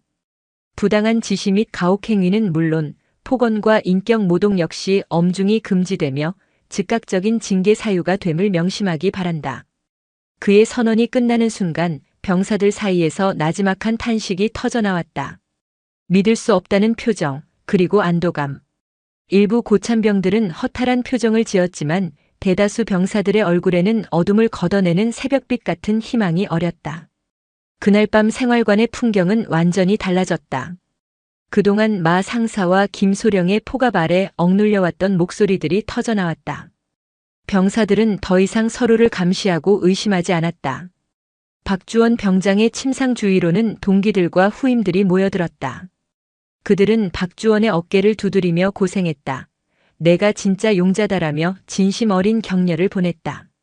그는 더 이상 외로운 내부 고발자가 아니었다. 모두가 인정한 의인이었다. 서지아는 생활관의 그 모습을 멀리서 조용히 지켜보았다. 그녀의 마음속에서도 차가운 얼음이 녹아내리는 듯한 온기가 퍼져나갔다. 사건 조사는 전례 없는 속도와 강도로 진행되었다. 육군 참모총장이 직접 지켜보는 사건이었다. 그 누구도 감히 진실을 왜곡하거나 축소할 수 없었다. 마동철 상사의 과거 행적들이 속속 드러났다. 서지안 이전에도 수많은 후배 장병들에게 상습적인 폭언과 가혹행위를 일삼았던 사실이 밝혀졌다. 그의 범죄 사실은 언론을 통해 연일 보도되었고 국민적 공분은 극에 달했다. 몇 주 뒤 열린 군사재판 1심에서 군사법원은 마동철 상사에게 직권남용 가혹행위, 군인 등 강제추행 등의 혐의를 모두 인정하여 징역 5년을 선고하고 법정 구속했다. 동시에 군인으로서 받을 수 있는 가장 큰 불명예인 파면이 결정되었다. 그의 군 경력 20년은 그렇게 가장 치욕스러운 방식으로 끝이 났다. 사건을 방관하고 은폐하려 했던 김민준 소령 역시 책임을 피하지 못했다. 그는 직무유기 혐의로 불명예 전역 조치되었고 군인연금 수급 자격까지 박탈당했다. 그의 기회주의적인 처세는 결국 자신의 모든 것을 잃게 만드는 부메랑이 되어 돌아왔다. 반면 박주원 병장은 육군 참모총장 명의의 표창을 수여받았다.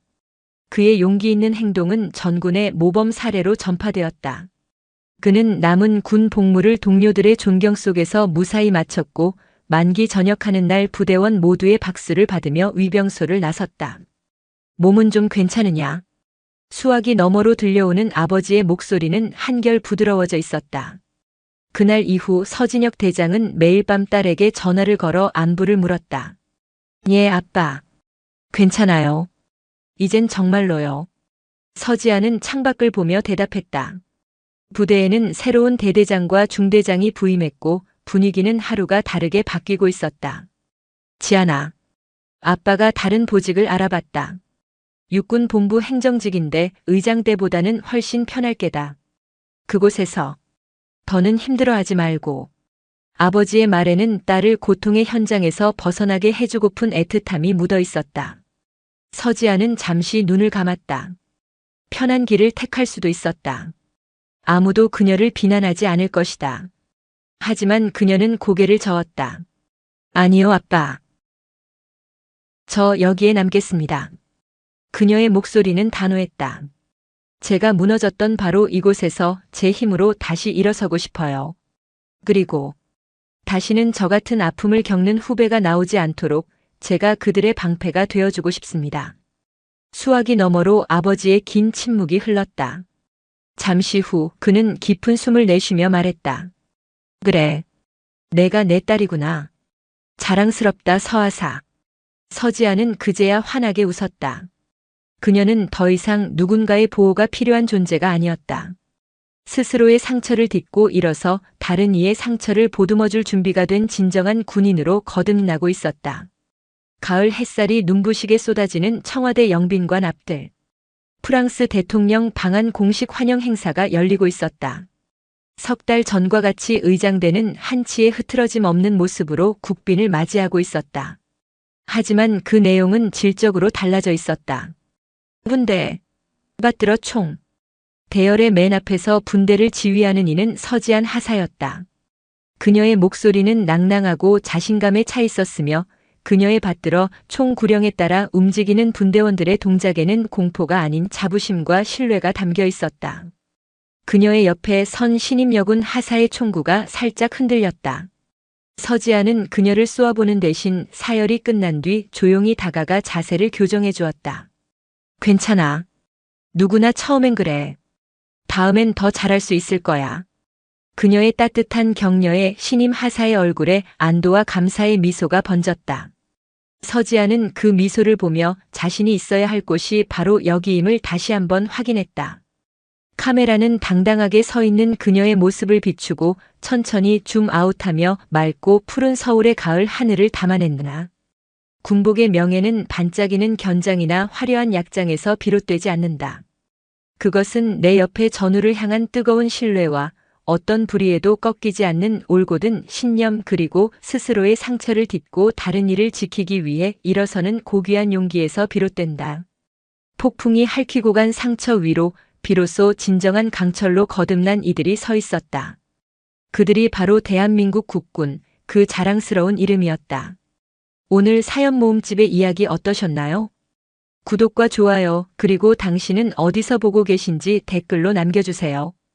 여러분의 응원이 사연 모음집에는 큰 힘이 됩니다. 감사합니다. 개 같은 년! 아주 지랄을 하네! 커피는 무슨? 중대 전체가 벌벌 떠는 시한폭탄 후임, 혹시 겪어보셨나요? 오늘은 그 시한폭탄이 하필 새로 부임한 여성 중령의 심지에 불을 붙여버린 사연입니다. 단결. 중사 박정식 금일부로 본부중대 전입을 명받았습니다. 이에 신고합니다.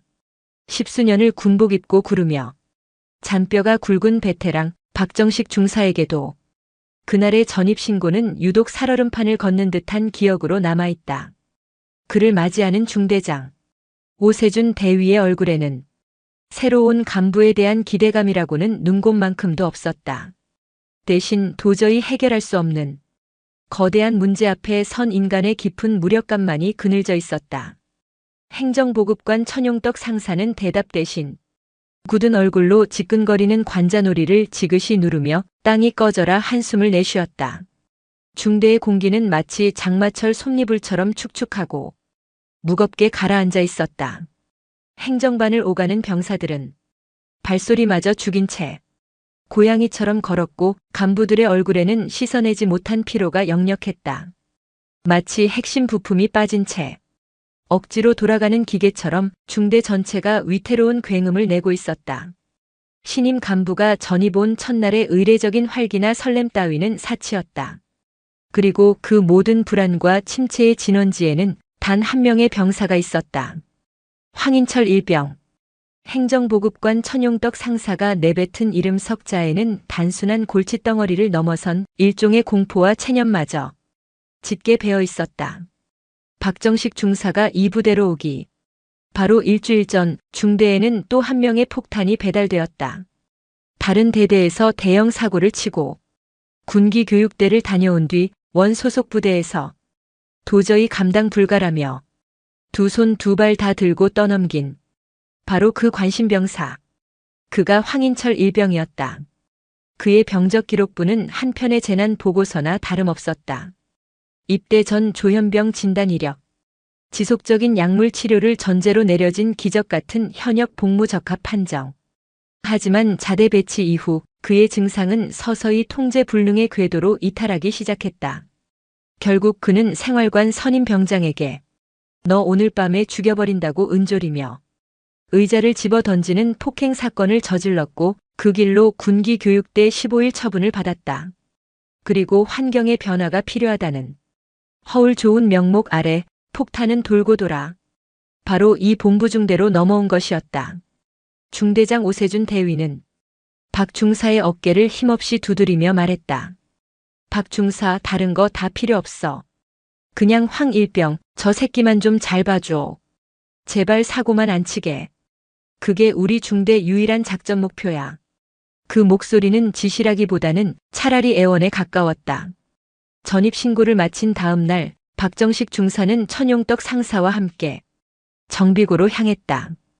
부임 후 처음으로 중대의 장비 및 물자 현황을 파악하기 위해서였다. 그때 정비고 한 구석에 짐짝처럼 쭈그려 앉아 허공을 보며 알아들을 수 없는 소리를 중얼거리는 병사가 눈에 들어왔다. 황인철이었다. 천상사는 질색이라는 듯 혀를 찼다. 저 새끼야. 저기 저렇게 처박아 두는 게 제일 속 편해. 뭘 시키면 배로 족같은 일이 생기거든. 그래도 뭐라도 시켜봐야 하지 않겠습니까? 사람 구실은 하게 만들어야죠. 저렇게 계속 둘 수는 없지 않습니까? 박정식 중사의 의욕 넘치는 말에 천상사는 그럼 내가 한번 당해봐라는 듯한 냉소적인 표정을 지었다. 마침 중대 두동반 트럭의 타이어 공기압 점검이 필요했다. 박 중사는 황인철에게 다가갔다. 어이 황일병. 이리 와서 나 좀 도와라. 황인철은 대답 없이 마치 관절마다 녹이 쓴 로봇처럼 삐걱거리며 일어났다. 박 중사는 최대한 쉽고 단순한 작업부터 시켜보기로 마음먹었다. 저기 트럭 타이어 보이지? 가서 발로 한 번씩 세게 걷어차봐. 바람 빠진 곳 없나? 소리 들어보는 거다. 하지만 황인철은 움직이지 않았다. 그의 텅 빈 시선은 타이어가 아닌 트럭 운전석 문짝에 달린 동그란 백미러에 고정되어 있었다. 황일병, 내 말 안 들리나? 바로 그때였다. 황인철이 혼잣말로 무언가를 중얼거리면서 옆에 놓인 쇠 파이프 쪽으로 걸어갔다. 뭐라는 거야, 이 새끼가? 박 중사가 되묻는 순간 황인철은 쇠 파이프를 벼락같이 집어들고는 백미러를 향해 풀스윙을 하려 했다. 야, 이 미친 개새끼야. 박 중사가 기겁하며 본능적으로 그의 팔을 낚아챘다. 단 1초만 늦었어도 중대 자산이 눈앞에서 박살날 뻔한 아찔한 순간이었다. 황인철은 팔을 붙들린 채로도 깨버려야 해 라는 알아들을 수 없는 소리만 반복했고 그의 눈은 완전히 풀려 있었다. 박 중사는 등골을 타고 식은땀이 흐르는 것을 느꼈다. 이건 단순히 군 생활에 적응 못하는 고문관의 수준이 아니었다. 언제 터질지 모르는 안전핀 뽑힌 수류탄. 그 자체였다. 그는 천상사에게 다가가 단호하게 말했다. 행보관님 안 되겠습니다.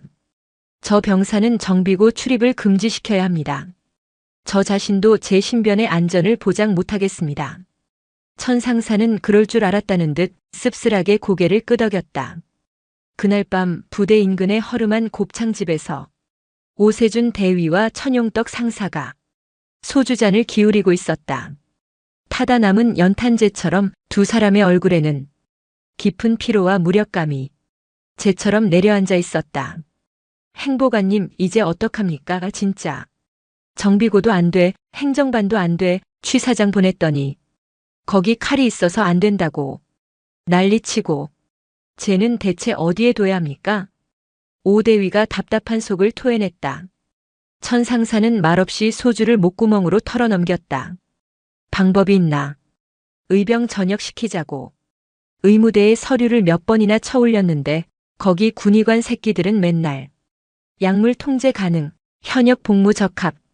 이 지랄만 떨고 있으니 위에서는 사고 치지 말라고. 매일 쪼아대지 밑에 애들은 저 새끼 때문에 못 살겠다고 아우성이지. 우리가 무슨 부처님 가운데 토막입니까? 부처님 할아버지가 와도 저런 새끼는 못 다뤄요. 그래도 우리가 지휘관인데 책임을 져야죠. 책임? 중대장님, 저놈 하나 때문에 우리 중대 애들 전부 정신병 걸릴 판입니다. 어젯밤에는 불침번 서다가 갑자기 복도에서 소리를 꽥꽥 질러서 애들 다 깨우고 지랄 발광을 했습니다. 선임들은 걔 때문에 밤에 잠도 제대로 못 자고 후임들은 걔 눈치 보느라 하루 종일 얼어붙어 있고 이게 정상적인 부대입니까? 천상사의 목소리가 높아졌다. 그의 말은 오 대위의 가슴을 후벼 팠다. 틀린 말이 하나도 없었다. 황인철 한 명 때문에 부대 전체의 사기와 기강이 뿌리부터 썩어 들어가고 있었다. 하지만 그렇다고 그를 내칠 수도 포기할 수도 없었다. 그는 서류상 엄연히 자신의 부하였다. 그저 아무 일 없이 시간만 흘러서 저 새끼 전역하는 날만 오기를 비는 수밖에요. 오 대위가 자조적으로 말했다. 결국 그들이 내린 결론은 완벽한 방치였다. 어떻게든 사고가 나지 않을 가장 위험도가 낮은 곳에 그를 격리하고 시간을 버는 것. 그것이 군복 입은 두 남자가 할 수 있는 전부였다. 그러던 어느 날 변화의 바람이 불어왔다. 사단장 지시로 낡고 먼지 쌓인 부대 도서관을 개조해 장병 복지를 위한 카페를 만들게 된 것이다. 번듯한 에스프레소 머신과 그라인더가 들어왔고 아늑한 테이블과 의자가 배치되었다. 이름하여 단결 카페. 천상사는 마지막 지푸라기라도 잡는 심정으로 황인철을 카페 관리병으로 꽂아 넣었다. 커피 내리는 단순 반복 작업이라면 기계 같은 저놈도 할 수 있지 않을까 하는 신락 같은 희망이었다. 놀랍게도 그 희망은 현실이 되었다.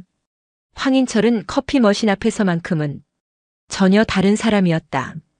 수십 가지 레시피를 단 한 번에 외웠고 바리스타 챔피언처럼 기가 막히게 부드러운 우유 거품을 만들어냈다. 중대에는 기적 같은 평화가 찾아왔다. 황인철은 더 이상 부대를 유령처럼 배회하지 않았고 병사들은 그의 커피를 마시며 잠시나마 팍팍한 군 생활의 시름을 잊었다. 간부들은 마침내 폭탄의 안전핀을 찾았다고 가슴을 쓸어내리며 안도했다. 그 위태로운 평화가 얼마나 허무하게 그리고 잔인하게 깨져버릴지 그 누구도 예상하지 못한 채 그날은 신임 사단 인사참모인 윤서인 중령이 부대를 처음으로 순시하러 온 날이었다. 육사 출신의 엘리트 여군으로 한치의 흐트러짐 없는 칼 같은 자세에서는 누구도 감히 무시할 수 없는 서슬퍼런 카리스마가 뿜어져 나왔다. 중대 시설을 둘러보던 그녀는 마지막 코스로 단결 카페에 들렀다. 중대장 오세준 대위는 마치 자신의 최대 업적인 양 자랑스럽게 황인철을 소개하며 커피 한 잔을 권했다. 따뜻한 아메리카노 한 잔 부탁합니다. 윤서인 중령이 부드럽게 주문하자 황인철은 말없이 커피를 만들기 시작했다. 향긋한 원두 향이 카페 안을 채웠고 오대위와 천상사는 마치 자기 자식이 재롱잔치라도 하는 양 흐뭇한 미소로 그 광경을 지켜보고 있었다. 황인철은 뜨거운 김이 오르는 커피가 담긴 컵을 윤중령 앞 카운터에 조심스럽게 올려놓았다. 윤중령이 고맙습니다라고 말하며 컵을 들려는 바로 그 순간이었다. 모두의 귀를 의심하게 만드는 나지막하지만 얼음 송곳처럼 날카로운 목소리가 카페의 모든 소음을 집어삼켰다. 개 같은 년 아주 지랄을 하네. 커피는 무슨 그의 입에서 토해내듯 튀어나온 말은 비수가 되어 나라와 그 자리에 있던 모두의 고막에 잔인하게 박혔다. 시간은 얼어붙었다. 윙윙거리던 커피 머신의 소음도 저 멀리 연병장에서 들려오던 훈련 구호도 심지어 자신의 심장 소리조차 들리지 않는 완전한 진공의 상태. 박정식 중사는 자신의 눈과 귀를 의심했다. 헛것을 들었기를 이 모든 것이 지독한 악몽이기를 간절히 바랐다. 하지만 그의 눈앞에 펼쳐진 광경은 부정할 수 없는 냉혹한 현실이었다. 오세준 대위의 얼굴은 하얗게 질리다 못해 푸르스름한 빛이 돌았다. 평소 어떤 위기 상황에서도 능글맞은 여유를 잃지 않던 그의 입이 미세하게 벌어진 채 닫히지 않았고 동공은 초점을 잃고 허공을 미친 듯이 헤매고 있었다.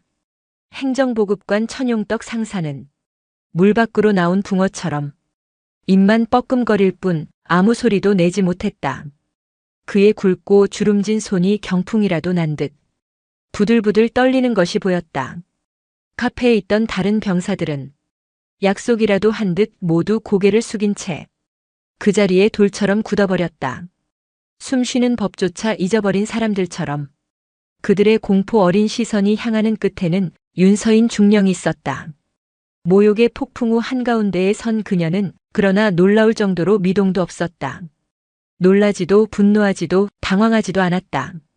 그저 컵을 향해 뻗었던 손을 천천히 거두고는 자신을 향해 순도 100%의 증오를 쏘아붙이는 황인철을 똑바로 마주볼 뿐이었다. 그녀의 차분하고 깊이를 알 수 없는 눈빛은 마치 외과 의사가 암세포를 관찰하듯 황인철의 얼굴과 눈빛, 자세, 그 모든 것을 하나하나 해부하고 분석하는 듯 했다. 그 지독한 침착함이 오히려 주변의 공기를 더욱 서늘하게 만들었다. 얼마나 지났을까? 1초가 1년처럼 느껴지는 지옥 같은 정적을 깬 것은 윤서인 중령이었다. 그녀는 황인철에게서 시선을 거두고 넋이 나간 중대장에게로 얼음장처럼 차갑게 고개를 돌렸다. 그녀의 목소리는 분노로 떨리지 않았다. 오히려 칼날처럼 예리하고 사무적인 톤을 유지하고 있었다. 중대장. 네. 중령님. 오대위는 군인이 낼 수 있는 가장 기괴하고 비굴한 소리로 대답했다. 방금 이 병사가 나에게 한 말이 상관 모욕으로 인지되는가? 아니면 자네 부대에선 이게 일상적인 건의사항 보고 방식인가? 그것은 단순한 질문이 아니었다. 내가 이 상황의 책임자로서 직접 규정하고 보고하라는 피할 수 없는 명령이었다. 오세준 대위의 등줄기에서 식은땀이 폭포수처럼 흘러내렸다. 인정하는 순간 이 사건은 한 정신질환 병사의 돌발 행동이 아니라 지휘관의 면전에서 벌어진 초유의 상관 모욕 사건으로 공식화된다. 그 뒤에 따라올 징계 절차, 사단 보고 그리고 자신의 진급에 미칠 끔찍한 영향들이 그의 뇌리를 전광석화처럼 스쳐 지나갔다. 그게 잘못 들었습니다. 제가 헛것을 들은 것 같습니다. 커피 머신 소음 때문에 뭔가 착각한 것 같습니다, 중령님. 비겁하고 필사적이며 역겨운 회피였다. 윤서인 중령의 입가에 경멸인지 실소인지 모를 희미한 미소가 스쳤다. 그런가? 여기 있는 모두가 갑자기 이명현상을 겪었나 보군.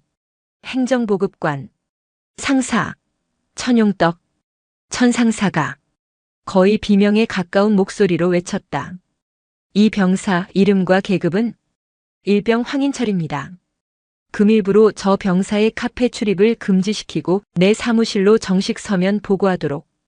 병적기록부 사본, 신상명세서 전입 이후 모든 특이사항, 이 부대에서 저 병사에 대해 조치했던 모든 내용을 단 하나도 빠짐없이 오늘 17시까지. 네, 알겠습니다. 윤서인 중령은 더 이상 아무 말도 하지 않았다. 그녀는 자신이 주문했던 김이 모락모락 피어오르는 아메리카노에는 눈길 한 번 주지 않고 얼음 조각상처럼 몸을 돌려 카페를 나갔다. 그녀의 군화 소리가 멀어지자 얼어붙었던 카페 안의 시간이 그제야 고통스러운 신음을 내며 흐르기 시작했다. 이런 거지 같은 새끼가 진짜. 가장 먼저 이성을 되찾은 것은 천용떡 상사였다. 그는 당장이라도 카운터 너머로 뛰어들어가 황인철의 멱살을 잡고 아스팔트에 갈아버릴 것처럼 달려들었다. 박정식 중사가 간신히 그의 앞을 막아섰다. 행보관님, 진정하십시오. 여기서 이러시면 일이 더 커집니다. 이거 놔, 박 중사. 저 미친 새끼, 내가 오늘 영창이 아니라 관에 쳐넣어버릴 테니까. 하지만 황인철은 태연했다. 그는 천상사의 살기 어린 고함에도 아랑곳하지 않고 윤중령이 두고 간 커피를 싱크대에 쏟아버린 뒤 다시 행주를 들어 머신을 닦기 시작했다. 그의 세상에는 오직 자신과 커피 머신만이 존재하는 듯 했다. 그 기괴할 정도의 평온함이 지켜보는 이들을 더욱 소름 돋게 만들었다. 오세준 대위는 다리가 풀린 듯 의자에 주저앉았다. 그는 떨리는 손으로 담배를 꺼내 물었다. 하시발 다 끝났다. 내군 생활. 그의 절망적인 독백을 들은 천상사는 분노의 화살을 그에게로 돌렸다. 중대장님, 이제 속이 시원하십니까? 제가 저 새끼 저기 처박아 둘 때 뭐라고 했습니까? 언젠가 꼭 대형 사고 칠 거라고 했죠. 그걸 괜찮다, 어떻게든 되겠지 하면서 방치하고 덮어준 게 누굽니까? 뭐요? 행보관님, 지금 나한테 책임을 떠넘기시는 겁니까?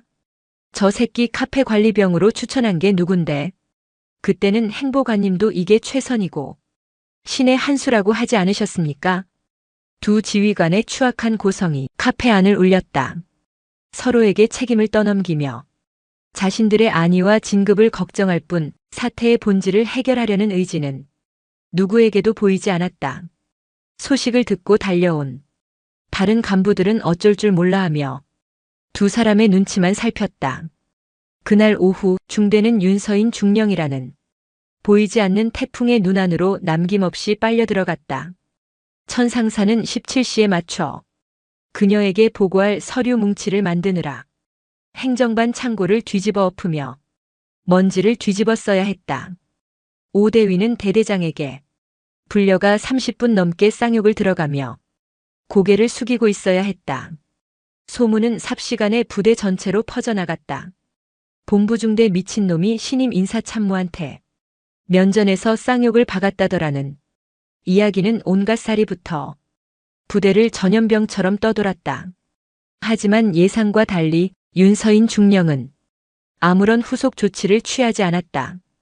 그녀는 천상사에게 보고받은 서류를 검토한 뒤 알겠다는 한마디만 했을 뿐 황인철에 대한 징계위 소집을 요청하지도 중대에 별다른 지시를 내리지도 않았다. 마치 그날의 치욕적인 모욕을 모두 잊어버린 사람처럼 그녀는 자신의 업무에만 몰두했다. 그녀의 침묵은 중대 간부들에게 더 큰 공포였다. 차라리 화를 내고 징계를 요구하는 편이 나았다.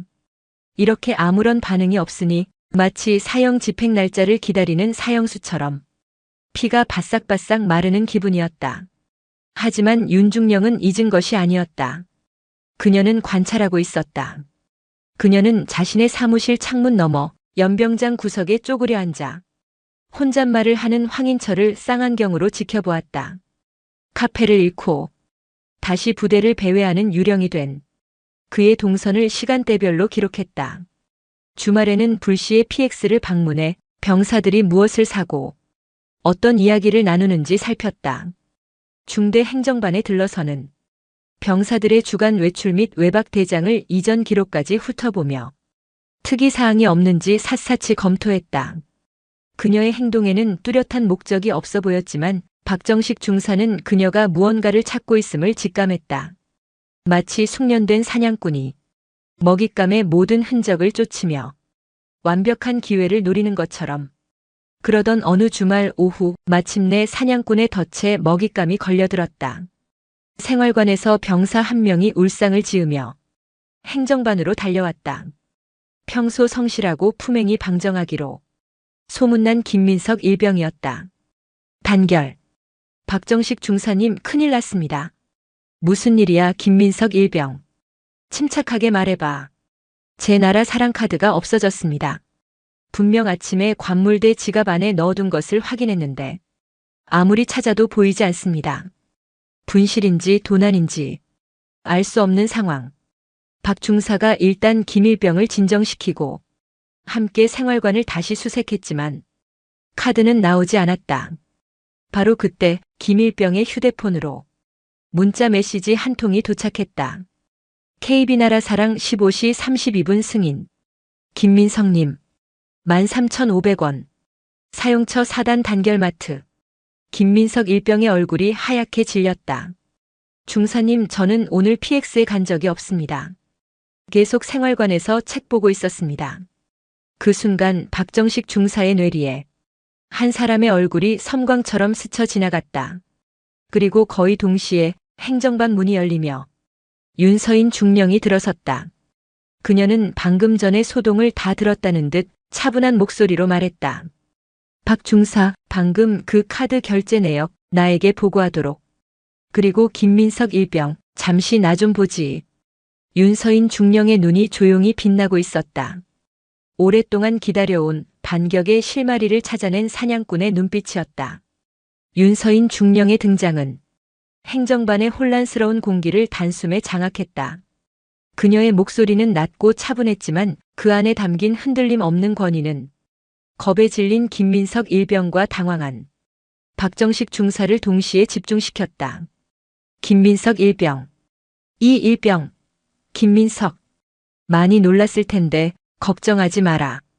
윤중령은 김일병을 자신의 옆 의자에 앉혔다.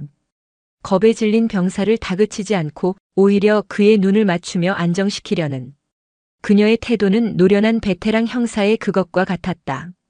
지금부터 내가 하는 질문에만 아는 대로 침착하게 답하면 된다. 이건 너의 잘못이 아니야. 그녀의 차분한 음성에 김일병은 겨우 안정을 되찾고 고개를 끄덕였다.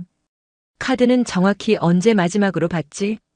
오늘 아침 08시 점호 직후 관물대를 정리하면서 지갑 안에 있는 것을 확인했습니다. 그때 지갑에서 교통카드를 빼고 다시 지갑을 서랍에 넣었습니다. 지갑을 둔 서랍은 잠글 수 있는 건가? 아닙니다.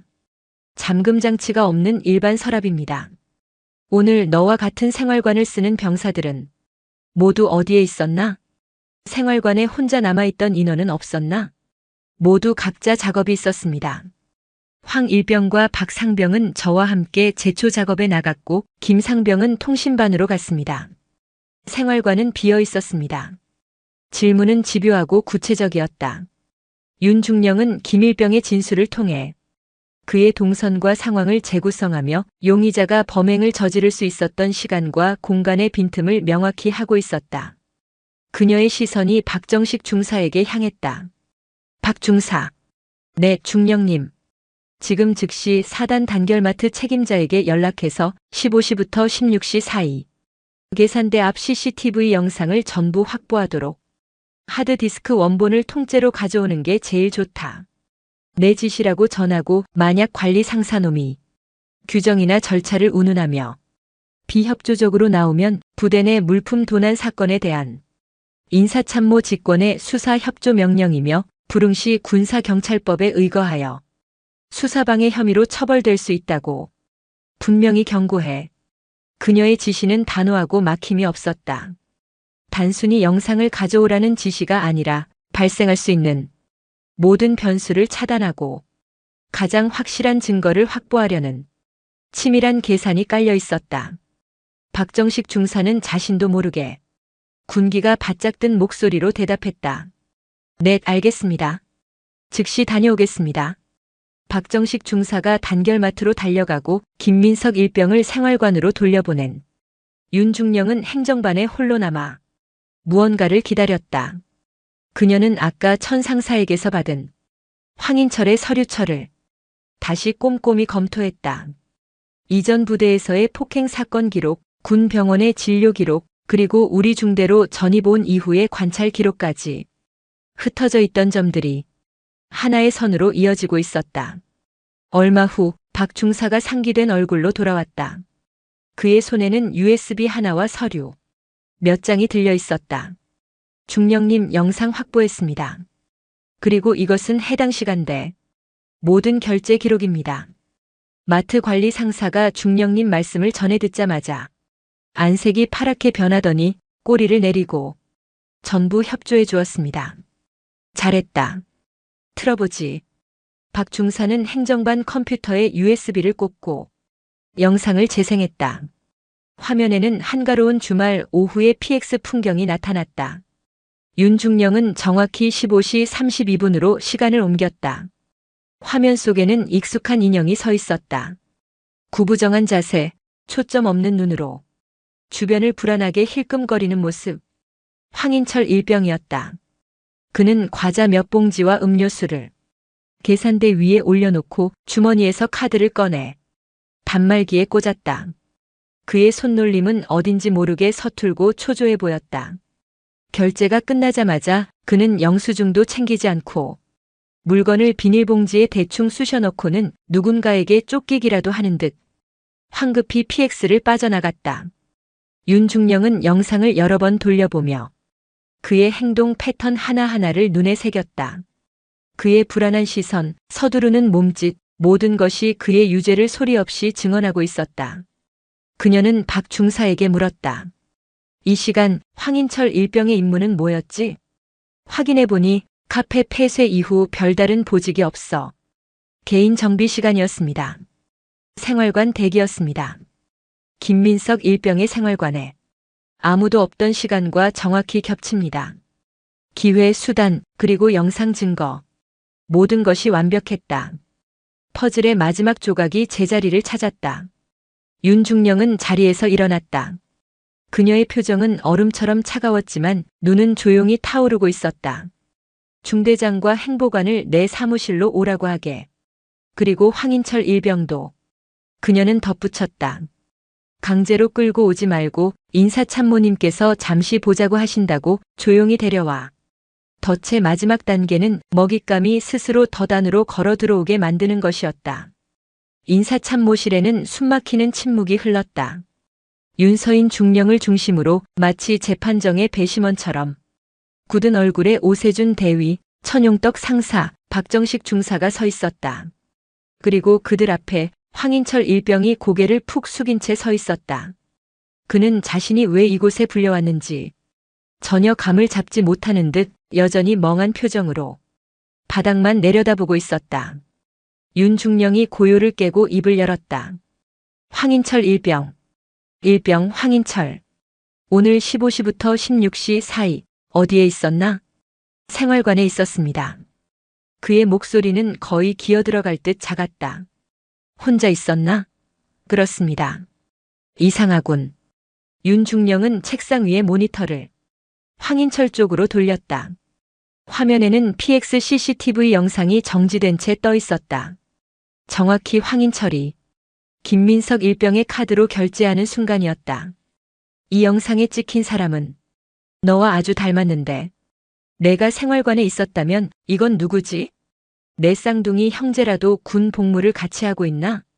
모니터를 본 황인철의 동공이 지진이라도 난 듯 격렬하게 흔들렸다. 그의 어깨가 움찔 떨렸고 입술이 파르르 경련했다. 처음으로 그의 가면 같은 무표정이 깨지고 당혹감과 원초적인 공포가 드러나는 순간이었다. 그는 필사적으로 고개를 저었다. 저 아닙니다. 제가 아닙니다. 저런 곳 간 적 없습니다. 그런가? 윤중령은 여유롭게 등받이에 몸을 기댔다. 그럼 이건 어떻게 설명할 거지? 그녀는 박 중사가 가져온 결제 기록 사본을 들어보였다. 15시 32분 단결마트 13,500원. 결제 카드 소유주 김민석 일병. 그리고 이 카드는 지금 김민석 일병에게 없어. 혹시 어디 있는지 아나? 모릅니다. 제가 어떻게 압니까? 황인철의 목소리가 날카롭게 변했다. 궁지에 몰린 짐승이 내는 것과 같은 소리였다. 그때였다. 윤중령의 표정에서 마지막 온기마저 사라졌다. 그녀는 황인철에게 마지막 질문을 던졌다. 황 일병, 지금 내 전투복 바지 주머니에 들어있는 게 뭐지? 그 순간 황인철의 얼굴에서 핏기가 완전히 가셨다. 그는 자신도 모르게 전투복 바지 주머니를 움켜쥐었다. 그 안에는 PX에서 훔친 카드로 산 아직 채 뜯지도 않은 과자들이 들어있었다. 그는 모든 것을 들켰다는 사실을 깨달았다. 내놔. 윤중령의 목소리는 명령이었다. 황인철은 잠시 망설이다가 체념한 듯 떨리는 손으로 주머니에서 비닐봉지를 꺼내 책상 위에 올려놓았다. 봉지 안의 과자들은 그의 범행을 증명하는 낙인과도 같았다. 아! 황인철의 입에서 의미 없는 신음이 터져나왔다. 그의 눈에 다시 도끼가 번졌다. 그는 윤중령을 노려보며 알아들을 수 없는 욕설을 중얼거리기 시작했다. 시발 내가 뭔데 다 죽여버릴 거야. 가만 안 둬. 오세준 대위와 천상사는 이제 이 상황을 어떻게든 수습해야 한다는 생각에 안절부절 못했다. 하지만 그들이 입을 열기도 전에 윤서인 중령이 먼저 움직였다. 그녀는 더 이상 황인철을 보지 않았다. 대신 책상 위에 전화기 수화기를 들었다. 그리고는 망설임 없이 또박또박 번호를 눌렀다. 방 안에 있는 모두가 숨을 죽였다. 전화기 너머의 교환병에게 그녀가 말했다. 그 목소리는 강철처럼 단단하고 차가웠다. 여기 사단 인사참모다. 군사경찰대 수사과 연결해. 수화기를 내려놓는 소리가 사형 선고의 망치 소리처럼 인사참모실 안을 울려 퍼졌다. 황인철의 얼굴에서 도끼와 분노가 거짓말처럼 사라지고 그 자리에는 오직 순수한 공포만이 남았다. 군기 교육대나 영창이 아니었다. 이것은 범죄였고 자신을 데리러 오는 것은 선임이나 간부가 아닌 군사경찰이었다. 창밖으로 멀리서부터 사이렌 소리가 희미하게 들려오기 시작했다. 그 소리는 점점 더 가깝고 선명하게 황인철의 귀를 향해 다가오고 있었다. 사이렌 소리는 단순한 소음이 아니었다. 그것은 부대 내의 비공식적인 질서와 암묵적인 룰이 끝나고 거스를 수 없는 법이라는 차가운 기계가 작동하기 시작했음을 알리는 서곡이었다. 인사참모실 밖 복도를 울리는 여러 개의 군합발 소리는 점차 가까워졌고 마침내 문이 열리며 군사경찰 완장을 찬 수사관 2명이 들어섰다. 그들의 등장은 방 안의 공기를 완전히 바꿔놓았다. 지금까지의 문제는 중대 내부의 갈등, 간부들의 고뇌, 병사들의 공포라는 감정적인 영역에 속해 있었다. 하지만 군사경찰의 차갑고 건조한 눈빛 앞에서는 모든 감정과 서사가 무의미했다. 그들에게 황인철은 아픈 병사나 골칫덩어리가 아니었다. 그저 피의자일 뿐이었다. 단결. 군사경찰대 수사과 박성훈 중사입니다. 신고받고 출동했습니다. 대표로 보이는 박 중사의 목소리는 낮고 기계적이었다. 그는 윤서인 중령에게 거수 경례를 한 뒤 곧바로 의자에 주저앉아 있는 황인철에게로 시선을 옮겼다. 그 시선에는 동정이나 분노 같은 감정이 일절 담겨 있지 않았다. 오직 사실관계를 확인하고 절차에 따라 처리하려는 목적 의식만이 존재했다. 황인철 일병 맞나? 정신 차려라. 지금부터 군사경찰 수사관의 질문에 똑바로 대답해야 한다. 박 중사는 책상 위에 놓인 황인철이 꺼내놓은 비닐봉지를 턱짓으로 가리켰다. 주머니에서 나온 거 전부 본인 건가? 뭘로 계산했지? 김민석 일병의 나라 사랑카드로 계산한 거 맞나? 황인철의 모든 방어 기제는 완전히 무너져 내렸다. 욕설을 내뱉던 도끼도 자신을 합리화하던 망상도 냉정한 법의 집행자 앞에서는 아무런 힘을 발휘하지 못했다. 그의 입에서 마침내 거의 들리지 않는 목소리가 새어나왔다. 기억이 안 납니다. 제가 한 게 아닙니다. 박성훈 중사는 비웃음조차 짓지 않았다. 그는 더 이상 황인철과 말을 섞는 것이 무의미하다고 판단했다. 그는 함께 온 하사 수사관에게 고갯짓했다. 피의자에게 미란다 원칙 고지하고 현시간부로 절도 혐의 현행범으로 체포한다. 즉시 신병 인계해서 군사경찰대로 연행해 추가 조사는 거기서 진행한다. 네, 알겠습니다. 하사 수사관이 황인철 앞으로 다가가 그의 양팔을 붙잡고 일으켜 세웠다. 그리고는 마치 교본을 읽듯 아무런 감정 없는 목소리로 그의 권리를 고지했다. 황인철 일병, 당신은 현재 절도 혐의로 체포됩니다. 당신은 변호인을 선임할 수 있으며 변명의 기회가 있고 불리한 진술을 거부할 권리가 있습니다. 황인철은 아무런 저항도 하지 못했다. 그는 끈 떨어진 인형처럼 수사관들의 손에 이끌려 인사참모실을 나섰다. 그의 축 처진 어깨는 한 군인의 군 생활이 가장 치욕적인 방식으로 끝나고 있음을 보여주고 있었다. 복도 창문 너머로 그가 군사경찰대 차량 뒷좌석에 구겨지듯 타는 모습이 보였다. 중대의 폭탄은 그렇게 너무나도 허무하게 제거되었다.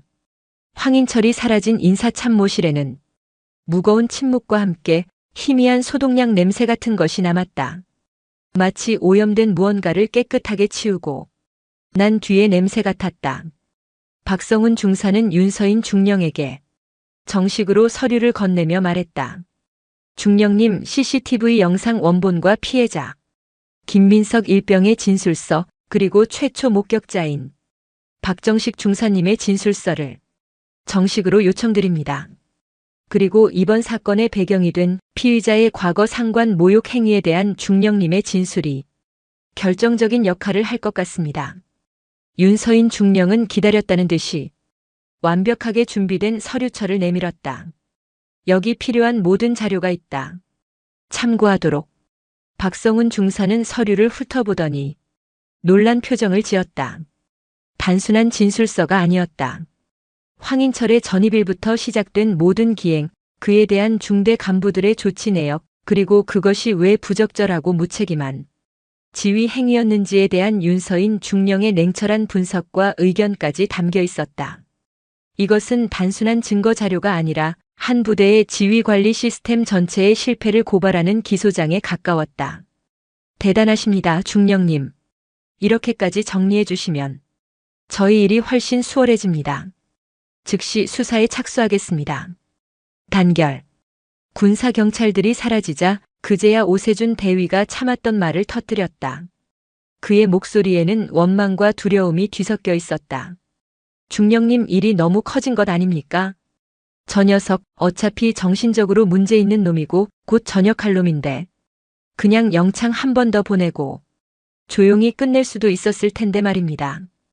이제 이 일은 사단 전체에 보고될 거고 저와 행보관님은 그의 말은 징계를 면하고 싶다는 간절한 호소였다. 윤서인 중령은 그런 오대위를 한심하다는 듯 그러나 동시에 무지한 학생을 가르치려는 스승처럼 차갑게 바라보았다. 오대위. 자네는 아직도 문제의 본질을 전혀 파악하지 못하고 있군. 자네가 말하는 그 조용히 끝내는 방식이 바로 이 사태를 만든 진짜 원인이야. 그녀는 자리에서 일어나 창가로 걸어갔다. 창밖의 평화로운 부대 풍경과 인사참모실 안의 무거운 공기가 극명한 대조를 이루었다. 황인철 일병은 아픈 병사이기도 하지만 동시에 범죄를 저지른 군인이다. 그의 병이 모든 행동에 대한 면죄부가 될 수는 없어. 만약 우리가 이걸 또 좋은 게 좋은 거라며 덮었다면 다음번엔 무슨 일이 일어났을 것 같나? 김민석 일병의 카드가 아니라 부대 무기고 열쇠를 훔쳤다면 어쩔 뻔했지? 아니, 더 나아가서 그가 누군가를 정말로 해치거나 고통을 이기지 못하고 극단적인 선택이라도 했다면 그때도 조용히 끝낼 수 있었을까? 윤중령의 말 한마디 한마디는 날카로운 비수가 되어 오대위와 천상사의 가슴에 깊숙이 박혔다. 그들은 부끄러움에 고개를 들지 못했다. 언제나 어떻게든 사고만 나지 않게라는 소극적인 자세로 문제의 본질을 외면한 채 황인철을 방치하고 격리했던 과거의 시간들이 주마등처럼 스쳐 지나갔다. 윤중령의 목소리는 더욱 낮고 단호해졌다. 지휘관의 책임은 문제 병사 하나를 감싸주고 덮어주는 것에서 끝나는 게 아니야. 오히려 그 반대다. 부대 전체의 안전과 기강을 유지하고 이름도 없이 묵묵히 자신의 임무를 다하는 선량한 다수의 병사들을 소수의 위험으로부터 완벽하게 보호하는 것이 훨씬 더 크고 본질적인 책임이다. 그걸 망각하는 순간 자네들은 그 어깨에 달린 계급장을 뗄 자격이 없는 거야. 그녀는 다시 자리로 돌아와 두 사람을 똑바로 응시했다. 이번 일에 대한 징계 두려운가? 두려워해야 마땅하지. 하지만 그 징계는 사건을 키운 것에 대한 벌이 아니야. 책임을 회피하고 문제를 방치하며 스스로의 의무를 저버린 것에 대한 당연한 대가다. 오늘 일을 계기로 그걸 뼈저리게 깨닫지 못한다면 자네들은 앞으로도 똑같은 실수를 반복하며 군복을 더럽히게 될 거다. 군사경찰대에서 조사를 받은 황인철은 모든 범행을 자백했다. CCTV라는 명백한 증거와 윤서인, 중령이 제출한 완벽한 자료 앞에서 더 이상 버틸 수 없었던 것이다. 그는 군사법원의 재판에 넘겨졌고 절도 혐의에 더해 과거의 폭행 및 상관 모욕 혐의까지 병합되어 실형을 선고받았다. 남은 복무 기간을 채우는 대신 그는 국군 교도소에서 형기를 마친 뒤 사회로 돌아가는 불명예 전역 처리될 운명에 처했다. 중대에는 짧고 강렬했던 폭풍이 지나갔다. 하지만 윤서인 중령은 여기서 멈추지 않았다. 그녀는 대대장을 넘어 사단장에게 이번 사건의 전말과 함께 전 부대 관심병사 관리 체계, 전면 혁신안을 정식으로 보고했다. 그것은 단순한 건의가 아니었다. 부대에 썩은 환부를 뿌리까지 도려내겠다는 한 엘리트 장교의 조용한 선전포고였다. 그녀의 진짜 전쟁은 이제부터 시작이었다. 황인철이 국군교도소로 이송되고 일주일 뒤 사단전 간부를 대상으로 한 관심장병, 관리체계 개선 회의가 소집되었다. 사단장 주관이었지만 이 회의를 소집하고 판을 짠 실질적인 주체가 윤서인 중령이라는 것을 모르는 사람은 없었다. 회의실에 모인 각 부대 지휘관들의 얼굴에는 노골적인 귀찮음과 약간의 반감이 서려 있었다. 이미 문제는 해결되었는데 왜 긁어 부스럼을 만드냐는 무언의 항의였다.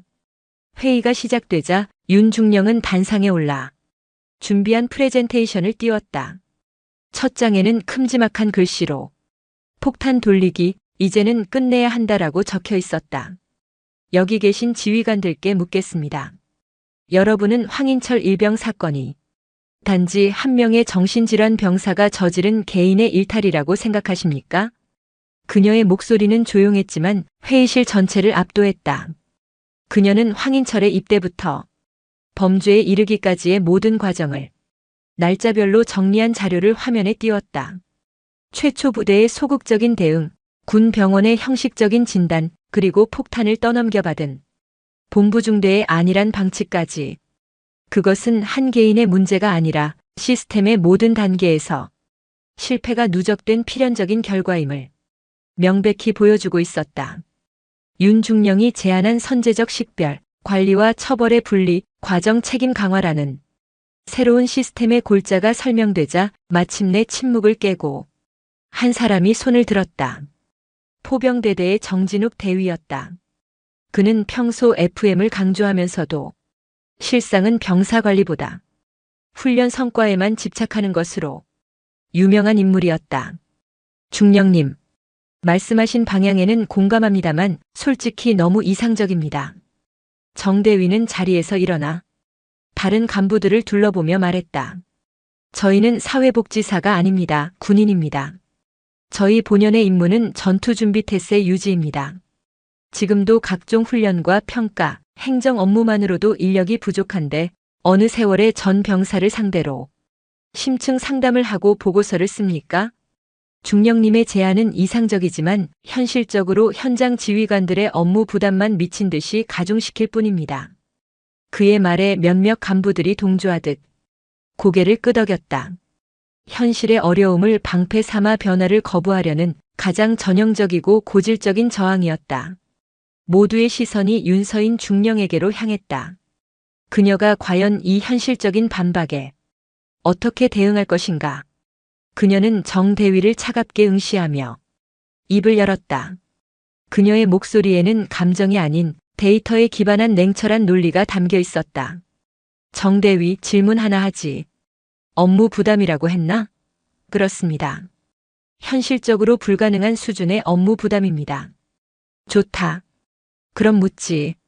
매주 병사 한 명당 10분씩 투자해서 상담 보고서 한 장을 쓰는 것과 황인철 일병 같은 사고가 터졌을 때 수십 장짜리 사건 경위서를 쓰고 군사경찰대 조사를 받고 사단 감찰부의 감사를 받으며 몇 주간 부대 전체가 마비되는 것 중에 어느 쪽의 업무 부담이 더 크다고 생각하나? 정 대위의 얼굴이 굳었다. 윤중령은 말을 이었다. 자네는 우리가 사회복지사가 아니라고 했지. 맞다. 우리는 군인이다. 그래서 더더욱 부대의 위험 요소를 사전에 식별하고 제거해야 할 책임이 있다. 인적 리스크 관리야말로 현대 지휘관의 가장 중요한 전투 준비다. 그걸 업무 부담으로 치부하는 것은 자신의 임무를 방기하겠다는 말과 같다. 그녀는 프레젠테이션을 다음 장으로 넘겼다. 화면에는 다른 사단의 데이터가 그래프로 표시되어 있었다. 이건 작년에 선제적으로 상담 시스템을 도입한 타 사단 예하 대대의 데이터다. 시스템 도입 후 6개월간 부대 내 폭행 및 가혹 행위는 70%, 기물 파손 및 안전사고는 50% 감소했다. 반면 전투력 측정과 훈련 평가 점수는 오히려 15% 상승했다. 병사들의 심리적 안정이 부대 전체의 전투력과 직결된다는 가장 명백한 증거다. 정대위, 이게 아직도 이상으로만 보이나? 윤중령은 마지막으로 회의실에 모인 모두를 둘러보며 말했다. 지휘관의 책임은 병사를 감싸주는 것에서 끝나는 게 아니다. 부대 전체의 안전과 기강을 유지하고 묵묵히 자신의 임무를 다하는 선량한 다수의 병사들을 소수의 위험으로부터 보호하는 것이 더 큰 책임이다. 그걸 망각하는 순간 우리는 군복 입을 자격이 없는 거다. 오늘 나의 제안은 여러분에게 선택지를 주는 것이 아니다. 우리가 마땅히 해야 할 의무를 상기시키는 것뿐이다. 회의실에는 완전한 침묵이 흘렀다. 정진욱 대위는 아무 말도 하지 못하고 자리에 앉았다. 그의 얼굴은 붉게 상기되어 있었다. 윤서인 중령은 계급으로 누르거나 감정에 호소하지 않았다. 오직 냉철한 논리와 데이터 그리고 지휘관의 본질적인 책임을 근거로 모든 반론을 완벽하게 제압했다. 그것이야말로 진정한 의미의 참교육이었다. 그날 이후 부대는 천천히 하지만 분명하게 변하기 시작했다. 윤서인 중령이 제안한 새로운 관리 시스템은 사단장 직권으로 즉시 시행되었다.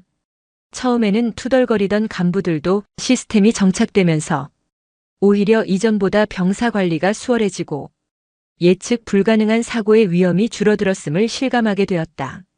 몇 달 뒤 새로 전입 온 신병 중 한 명이 정기 심층 상담 과정에서 심각한 우울증과 가정불화를 겪고 있다는 사실이 조기에 발견되었다. 과거 같았으면 성격 이상한 놈으로 치부되어 방치되거나 괴롭힘의 대상이 되었을지 모를 일이었다.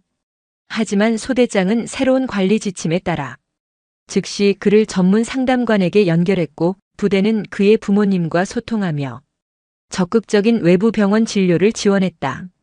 그는 점차 안정을 되찾았고 누구보다 밝은 모습으로 군 생활에 완벽하게 적응했다. 어느 맑은 가을날 오후 윤서인 중령은 인사참모실 창문 너머로 재개장한 단결 카페를 바라보고 있었다. 이제 그곳은 어두운 과거의 상징이 아니었다. 모범 병사로 선발된 새로운 바리스타가 동료들에게 커피를 내려주고 카페 안은 병사들의 편안한 웃음소리와 향긋한 커피 향으로 가득 차 있었다. 그것은 건강하게 회복된 공동체의 모습이었다. 그 풍경을 바라보는 윤서인 중령의 입가에 비로소 옅은 미소가 떠올랐다. 그것은 한 명의 문제아를 쫓아낸 승리자의 미소가 아니었다. 모두가 외면하던 골마 터진 환부를 외면하지 않고 가장 아프고 힘든 방식으로 도려내어 새로운 살이 돋게 만든 진정한 리더의 조용한 만족감이었다. 부대에는 새로운 새벽이 오고 있었다. 오늘 사연 모음집의 이야기 어떠셨나요? 구독과 좋아요, 그리고 당신은 어디서 보고 계신지 댓글로 남겨주세요. 여러분의 응원이 사연 모음집에는 큰 힘이 됩니다. 감사합니다.